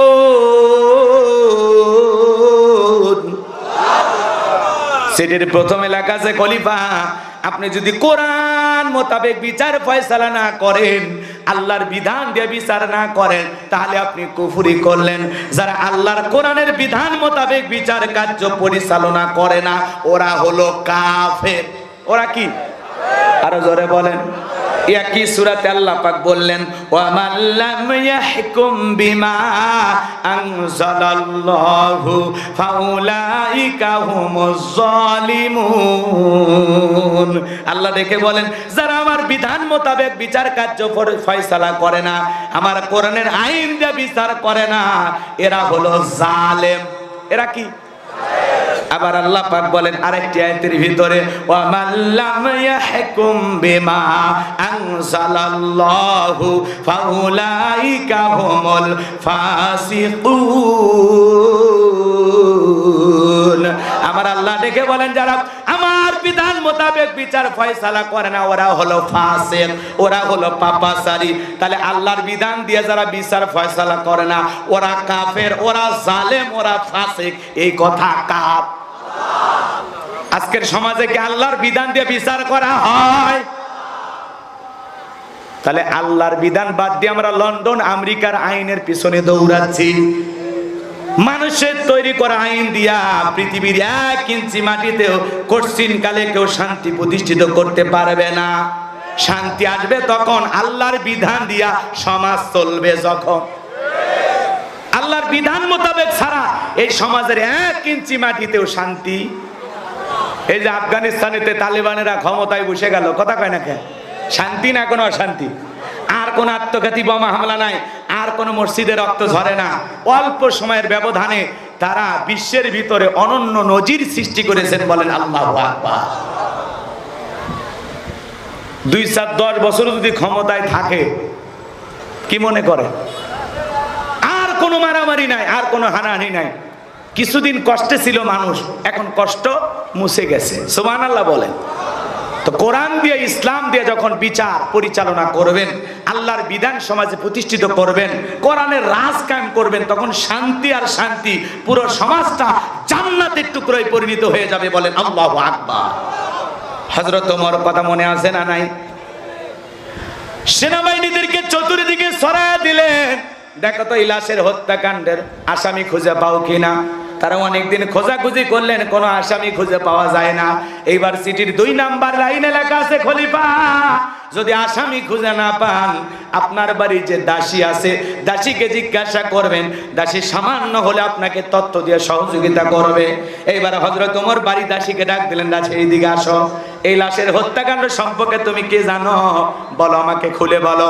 দাসী থেকে বলে, খলিফা আপনি যখন বাড়ির বাইরে যান, আমি দরজাটা লাগানোর জন্য যাই, সেদিন দরজা লাগাইতে গিয়ে দেখি এমন একটা সুন্দরী মহিলা, ওরে মদিনা বললেও ভুল হবে না, এত সুন্দরী মেয়ে আমি কোনোদিন দেখি নাই। ওই মেয়েটাই প্যাকেটটা নিয়ে বাড়ির ভিতরে প্রবেশ করলো। এই বাড়ির ভিতরে প্যাকেটটা রেখে 1 পা 2 পা করে সামনের দিকে রওনা করলো। আমি পেছনে যাইতে যাইতে যায় দেখি ওই যে একটা জঙ্গল দেখা যায়, ওই জঙ্গলের পাশে ছোট্ট একটা ঝুপড়ি কুটির একটা ঘর আছে, ওই ঘরের ভিতরে মেয়েটা প্রবেশ করলো। আপনি যদি এই লাশের আসামি খুঁজতে চান, হত্যা কে করেছে বিষয়টা আপনি যদি সঠিকভাবে জানতে চান, তাহলে ওই মেয়েটাকে জিজ্ঞাসা করলে সে আপনাকে সঠিক তথ্য দিতে পারবে। দাসীর কাছ থেকে এই কথা শোনার পর এইবার হযরত ওমর ফারুক সেনাবাহিনী নিয়ে যায়, প্রশাসনের লোক নিয়ে যায়, পুরো বাড়ির চতুর্দিকে ঘেরাও করলেন। দরজায় যা নক করে, ভিতরে কে? ভিতর থেকে আওয়াজ আসে, আপনি কে? হযরত ওমর ফারুক ডেকে বলেন, আমি খলিফাতুল মুসলিমিন আমিরুল মুমিনিন হযরত ওমর, দরজায় দাঁড়িয়েছি, খুলে দাও। হযরত ওমরের নাম শোনার পর কলিজায় পানি নাই, শুকে গেছে। বৃদ্ধ একটা মানুষ 1 পা 2 পা করে সে দরজা খুলে দিলেন। হযরত ওমর ফারুক বাড়িতে ঢুকে সালাম দিলেন, আসসালামু আলাইকুম। বাবা, যে এই বাড়িতে কে থাকে? বলে, আমি থাকি আর আমার একটা মা মরা মেয়ে থাকে। আপনার মেয়ে কোথায়? ডাক দেন। এইবার মেয়েকে ডাক দেওয়া হলো। হযরত ওমর ফারুক জিজ্ঞাসা করে, এই মেয়ে বলো তো এটা তোমার কে হয়? বলে, আমার বাবা। যেহেতু বাবা মেয়ের সম্পর্ক কোনো ভদ্রলোক বাজে মন্তব্য করতে পারে না। এইবার দেখে বলে, মেয়েরে বলো তো আমার বাড়িতে লাশের প্যাকেট কে রেখে দিয়েছে? এই সন্তান কার? কে হত্যা করেছে? কেনই বা হত্যা করেছে? শুধু হত্যা করে নাই, একটা চিঠি পর্যন্ত লিখে আমার বাড়িতে দিয়ে আসছে। এখন তাড়াতাড়ি করে বলো এই সন্তান কার, কেনই বা তাকে হত্যা করা হলো? প্রত্যেকটা কথা সঠিকভাবে বলবা, একটা মিথ্যা কথা বলার চেষ্টা করবা না। মেয়েটা চোখের পানি ছেড়ে দিয়া কাঁদে আর দেখে বলে, ও খলিফাতুল মুসলিমিন আমিরুল মুমিনিন, আমি একটা মিথ্যা কথা বলবো না, আমি যা বলবো সত্য বলবো।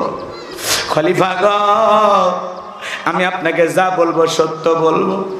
আমার 1 নাম্বার অপরাধ, আমি গরিবের ঘরে সুন্দরী মেয়েটাই আমার অপরাধ। গরিবের ঘরে যদি সুন্দরী মেয়ে হয়, এলাকার বখাটা ছেলেরা, কথা কয় না কেন, এলাকার বখাটা ছেলেরা ইফটিজিং করে, আজে বাজে মন্তব্য করে, বাজে ভাষায় তার দিকে ইঙ্গিত করে। কথা বলেন না কেন? গরিবের ঘরে যদি সুন্দরী মেয়ে হয়, এলাকার বখাটা যুবকেরা বলে চমকি চলেছে একা পথে, সঙ্গী হলে দোস্তি তাতে। মনে হয় পায়ের জুতা খুলে 2 গালে 2টা মারলে অপরাধ হবে। আছে না না এরকম? রাগ করতেছেন মনে হয়। বাজান গো আমার, এই গরিবের ঘরে সুন্দরী মেয়ে থাকলে এলাকার বখাটা ছেলেদের উৎপাত কমে না বাড়ে? জোরে বলেন, কমে না বাড়ে? এজন্য মা বোনদেরকে বলবো, মা আপনি কালো না ফর্সা এটা মানুষকে বুঝতে দেওয়া যাবে না। ছোটবেলা থেকে বোরকা পরবেন, পর্দা করবেন। পর্দা আপনার সিকিউরিটি, তুমি নিরাপত্তা দেবে। পর্দা হলো নারীর সম্মান মর্যাদা বাড়ায়। কোন সম্ভ্রান্ত ভদ্র ফ্যামিলির মেয়ে বোরকা ছাড়া, পর্দা ছাড়া বাহিরে যেতে পারে না। পর্দা কার দেওয়া বিধান? নফল না ফরজ? অকরনা ফি বুয়ুতিকুন্না ওয়ালা তাবাররাজনা তাবাররুজাল জাহিলিয়াতিল উলা। নারীরা তোমরা ঘরের ভিতর অবস্থান করো, খবরদার জাহিলিয়াতি যুগের মেয়েদের মতো নোংরা অশ্লীল পোশাক পরে নিজের দেহকে প্রদর্শন করো না। নারীদের পর্দা করা ফরজ, এই হুকুম কার? নারীরা পর্দায় থাকলে নিরাপদে থাকবে। কথা বলে ঠিক কি না? একটা নারী যদি ঢিলা দ্বারা বোরকা পরে, হাত মোজা পা মোজা লাগায়, নিজের অজান্তে শ্রদ্ধার সম্মানে মাথাটা নত হয়ে আসে। কথা বলেন ঠিক কি না? আপনি যদি মুসলমান হয়ে থাকেন, বলেন তো আপনার বিবি বেপরদায় বাইরে যেতে পারে? আপনার মেয়ে বেপরদায় বাইরে যেতে পারে? বউকে বলবেন এ বোরকা পরে বাইরে যা, বউ তখন বলবে হ্যাঁ এই বয়সে আমার বোরকা পরা লাগবে, আমি কি বুড়ি হয়েছি? বুড়ি হলে তোর দিক কেউ তাকাবি না, এই স্যাংরা বয়সে মানুষ তাকাবে, দোকানপাট ঢাকে বাইরে যা। কথা বলেন, কথা বলেন। আজকে সমাজের অবস্থা হয়ে গেছে কি জানেন? দাদির গায়ে বোরকা আছে, নাতনির গায়ে বোরকা নেই। কথা কয় না, কথা কয় না। একটা আমের গাছ 50-60 বছর বয়স, ওই আমের গাছে এই গ্রামের বাদশা মিয়া কাল সকালে যদি বেড়া দেয়, বেড়া দেওয়া বোঝেন তো, চতুর্দিক দিয়ে কি দেয়? বেড়া দেয় না? তখন মানুষ বলে এ বাদশা পাগল হয়েছে নাকি? কেন? এই গাছে বেড়া দিতেছো মানে? এই গাছের বয়স 50-60 বছর। তখন বলতেছে হ্যাঁ হ্যাঁ ছাগল মুখ দেবে এই জন্য বেড়া দিতেছে। মানুষকে এই ছেলে পাগল হয়ে গেছে। আর তার শীর্ষে এই 50-60 বছর যে গাছের বয়স, এই গাছে কোনোদিন ছাগলে মুখ দিতে পারবে? আম খাইতে পারবে? পাতা নষ্ট করতে পারবে? পারবে না। কোনটা নষ্ট করবে? এই কেশবপুর বাজার থেকে গতকালকে যে গাছটা নিয়ে এসে আজকে বিকেলে লাগাবেন, এই কচি গাছ, এই ছোট গাছ, এই গাছে ছাগল খাইবে কিনা? কথা কন না। ছাগল খাবে মানে সুযোগ পালে ওই গাছের ছাল তুলে খেয়ে ফেলে দেবে। কথা কন ঠিক কিনা? তো এই কচি গাছের চতুর সাইডে বেড়া দেওয়া লাগবে, কারণ গাছটা একেবারে নতুন, একেবারে ছোট্ট একটি গাছ। এই গাছে চতুর্দিক দিয়ে বেড়া দেওয়া লাগবে, কারণ যখন তখন ছাগল হামলা করে পাতা খেয়ে শেষ করে দেবে, এই গাছকে বাড়তে দেবে না। কথা বলেন ঠিক কিনা? তা আজকের সমাজের দাদি নানির বয়স হয়ে গেছে 50-60-70, এই বোরকা পরে এমন কায়দায় থুত্তুর করে হাঁটে যাচ্ছে। তখন জিজ্ঞাসা করলাম এ দাদি এমন কায়দায় বোরকা পরছো, বাপ রে বাপ সেই পর্দা করছো? হ্যাঁ ভাই হ্যাঁ, পর্দা করা লাগবি না, আমার যে মরা লাগবি, মরণের ভয়ে বোরকা পরছো। মানে পর্দা করা লাগবে, মৃত্যুর সময় এসে গেছে এই ভয় এই দাদি ধরছে। দাদিক বলা হলে দাদি তোমার সাথে থাকা কে? কয় নাতনি। তো এর গায়ে বোরকা নেয়, 14-15-16 বছরের কচি নাতনি, এর গায়ে বোরকা নেয়, বাপারটা কি? তখন বলতেছে ওকে একটু মানুষ দেখুক, ওর কি বিয়ে হওয়া লাগবে না? কথা কয় না কে? বোরকা দরকার হলো দাদির না নাতনি? নাতনির গায়ে বোরকা দেওয়া দরকার। কিন্তু আজকে দাদি নানি যদি বোরকা ছাড়াও বাহিরে যায়, একটা ওড়না দিয়ে দেহটা ঢাকে, বলেন তো দাদির সাথে কেউ টিচিং করবে? কেউ বাঁকা নজরে তাকাবে? কারণ মেয়াদ উত্তীর্ণ হয়ে গেছে। কথা কয় না। কিন্তু এই 14 বছর 16 বছরের এই যুবতী বোনের দিকে মানুষ তাকাবে, কারণ এর বয়সটা এখন তাকানোর। কথা বলে ঠিক কিনা? এই জন্য মা বোনদেরকে বলতে চাই, মা আপনি বোরকা পরলে হবে না, আপনার মেয়েকেও বোরকা পরাইতে হবে। দাদি নানির বোরকা পরলে হবে না, নাতনিদেরও বোরকা পরতে হবে। কথা বলে ঠিক কিনা? পর্দা নারীর সম্মান মর্যাদা বাড়ায়, পর্দাশীল নারীর ওপরে আল্লাহর রহমত নাজিল হবে। মা বোনদেরকে নিয়ে আর বেশি কথা বলতে পারলাম না, সামনের দিকে যাই। যে কথা বলতে চাচ্ছিলাম একটু মনোযোগ দিয়ে শোনেন। মেয়েটা খেতে বলে খলিফা আমার 1 নাম্বার অপরাধ, আমি গরিবের ঘরের সুন্দরী মেয়ে, এটাই আমার 1 নাম্বার অপরাধ। এলাকার বকাটা ছেলেরা আজে বাজে কুপ্রস্তাব দেয়, বাজে বাজে ইশারা দিয়ে আমাকে ডাকে। আমি একদিন গহীন জঙ্গলে লাকড়ি আনার জন্য, খড়ি আনার জন্য রওনা করেছিলাম। সেদিন তারা ওত পেতেছিল, আমি আর এই বিষয়টা জানতে পারি নাই। আমি যখন লাকড়ি নিয়ে আসতেছিলাম, পথের মধ্যে কয়েকজন যুবক আমার পথ ঘেরাও করে ধরলো। এরপরে তারা আমার উপরে পশুর মতো ঝাঁপিয়ে পড়ে আমাকে ধর্ষণ করলো। ওই যুবকদের ধর্ষণ করার কারণে, ওরা আমার উপরে নির্যাতন জুলুম করার কারণে আমার পেটে আস্তে আস্তে সন্তানটা বড় হতে লাগলো। আমি যখন টের পাইলাম আমি গর্ভবতী, তখন আমি আর লজ্জায় বাহিরে যাই না। আস্তে আস্তে সন্তানটা বড় হলো, সন্তানটাকে আমি জন্ম দিলাম। ও খলিফা, সন্তান জন্ম দেওয়ার পর এমন অবস্থা হয়ে গেল আমি বাহিরে যাইতে পারি না। সন্তান হাজারি করে, কান্নাকাটি করে, এমন অবস্থা হয়ে গেল সন্তানের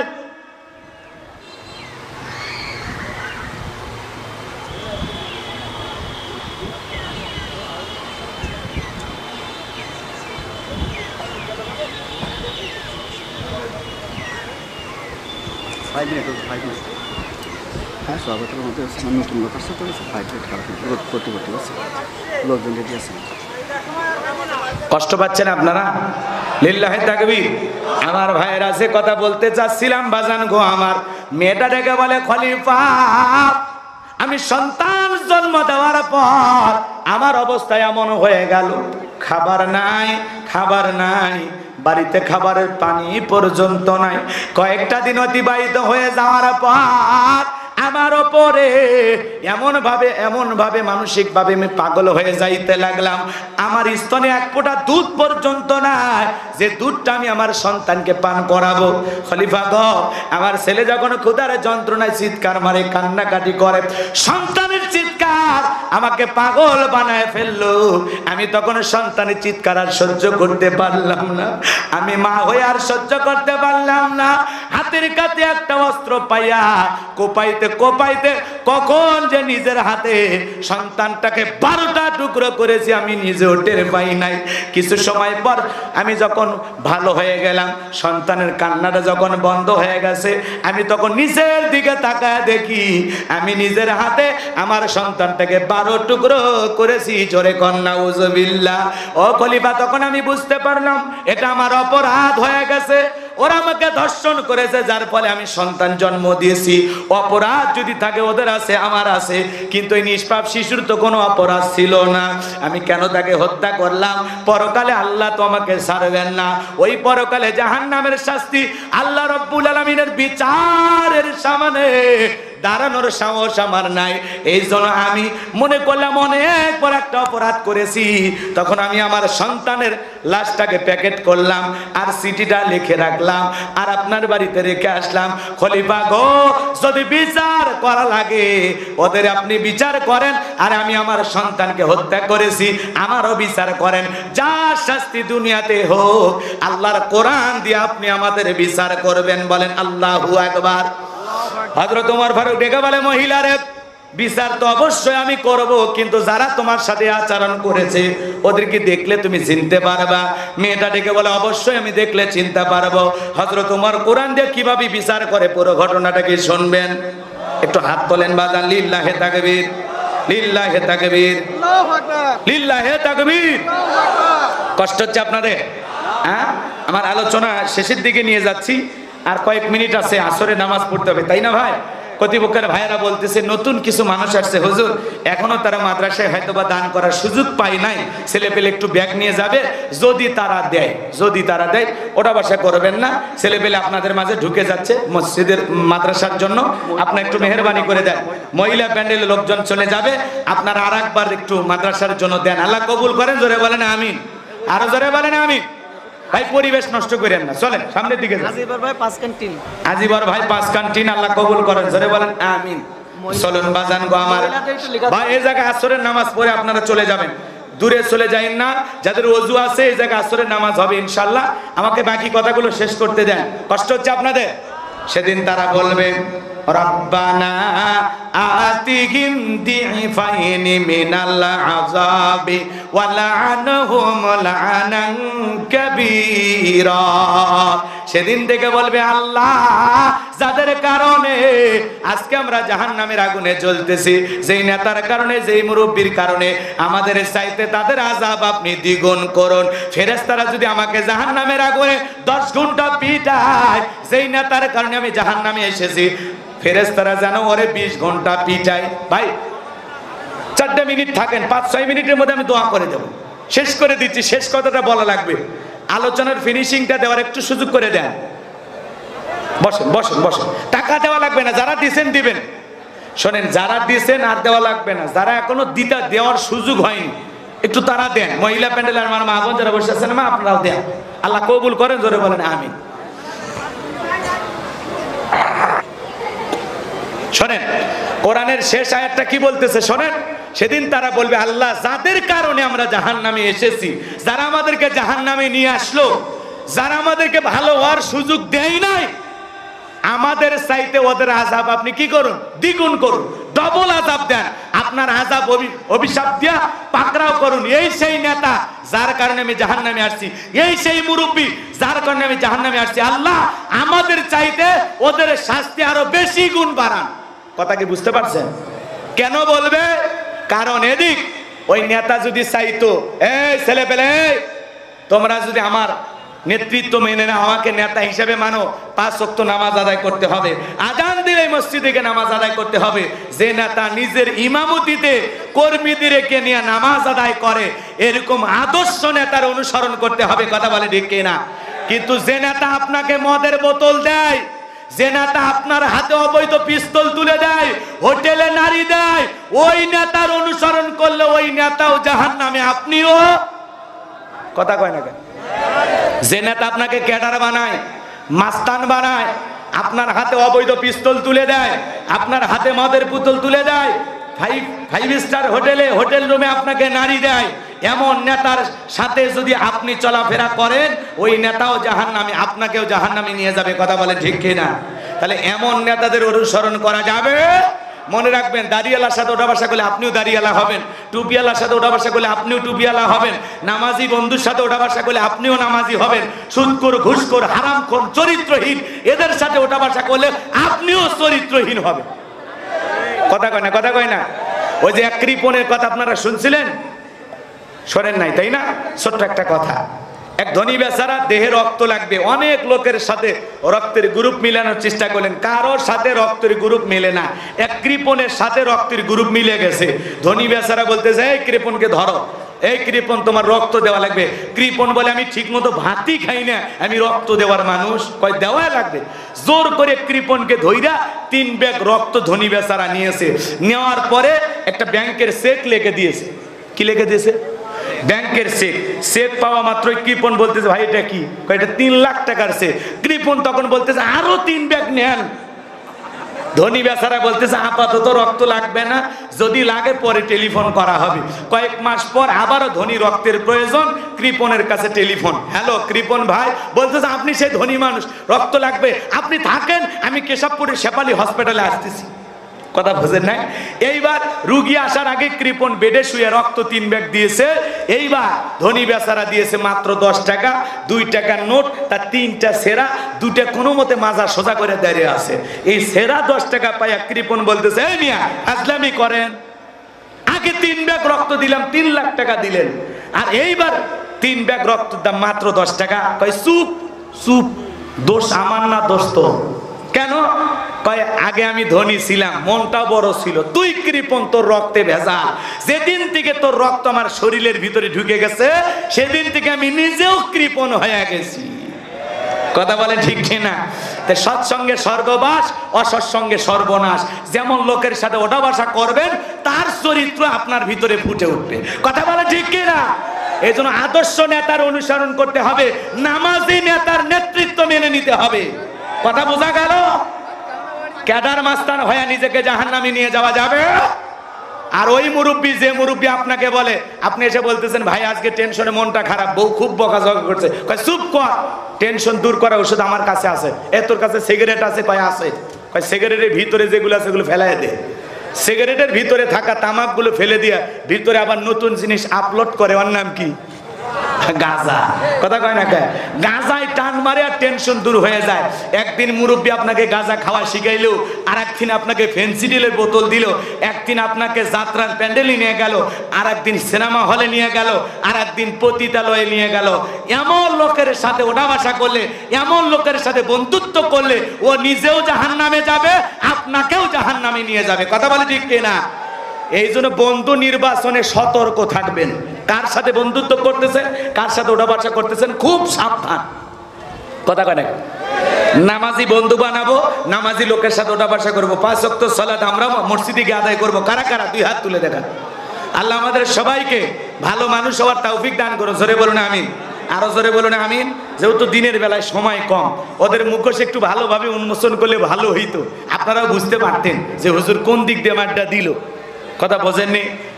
আমার অপারেশন করার ইচ্ছা আছে, কিন্তু হাতে যে সময় নেই। কথা বোঝেন নাই? ওদেরকে আজকে সাইজ করতাম, আমার নিয়ত ছিল। বিভিন্ন জায়গায় আপনারা বিভিন্ন আলোচনা শুনেছেন, এজন্য আজকে নতুন একটা আলোচনা আপনাদের সামনে উপহার দেওয়ার চেষ্টা করেছি। যতটুকু বলেছি, বক্তা শ্রোতা সবাইকে আল্লাহ পাক আমল করা তৌফিক দান করুন। জোরে বলুন আমিন। আসরের নামাজ যদি কাজা হয়, আল্লাহর কাছে জবাব দেওয়া লাগবে না? এরকম হাজারো মাহফিল দেখি একটা আসরের নামাজ হবে? আল্লাহ তখন কিয়ামতের ময়দানে ডেকে বলবে, এ গোলাম রব্বানি বক্তাই দিকে আয়, তোর কারণে কেশবপুর যশোরের মানুষ আসরের নামাজ পড়তে পারেনি, তোর মতো বক্তাকে আজকে তক্তা বানায় জাহান্নামে ফেলাইয়া দিব, আমার কিছু করার থাকবে? এজন্য আমি জাহান্নামে যেতে চাই না, আপনাদেরকেও নিয়ে যেতে চাই না, আমরা সবাই জান্নাতি যেতে চাই। আল্লাহর রব্বুল আলামিন কোরআন বিধানের মোতাবেক কিভাবে হযরত ওমর বিচার করেছিলেন, ওই মহিলা দোয়া কেন করেছিলেন, এই কথাগুলো বলতে গেলে আরো আধা ঘন্টা আলোচনা করা লাগবে, কিন্তু আমার এই সময়ের মধ্যে নামাজ শেষ হয়ে যাবে। অতএব যতটুকু বলেছি বক্তা শ্রোতা সবাইকে আল্লাহ পাক আমল করার তৌফিক দান করুন, সঠিক মানুষের নেতৃত্বে আমাদেরকে এগিয়ে যাওয়ার তৌফিক দান করুন, ভালো মানুষ ভালো বন্ধু নির্বাচন করার তৌফিক দান করুন। আখিরি দাওয়ানা আলহামদুলিল্লাহি রাব্বিল আলামিন। আজান হয়ে গেছে, এই জায়গায় যাদের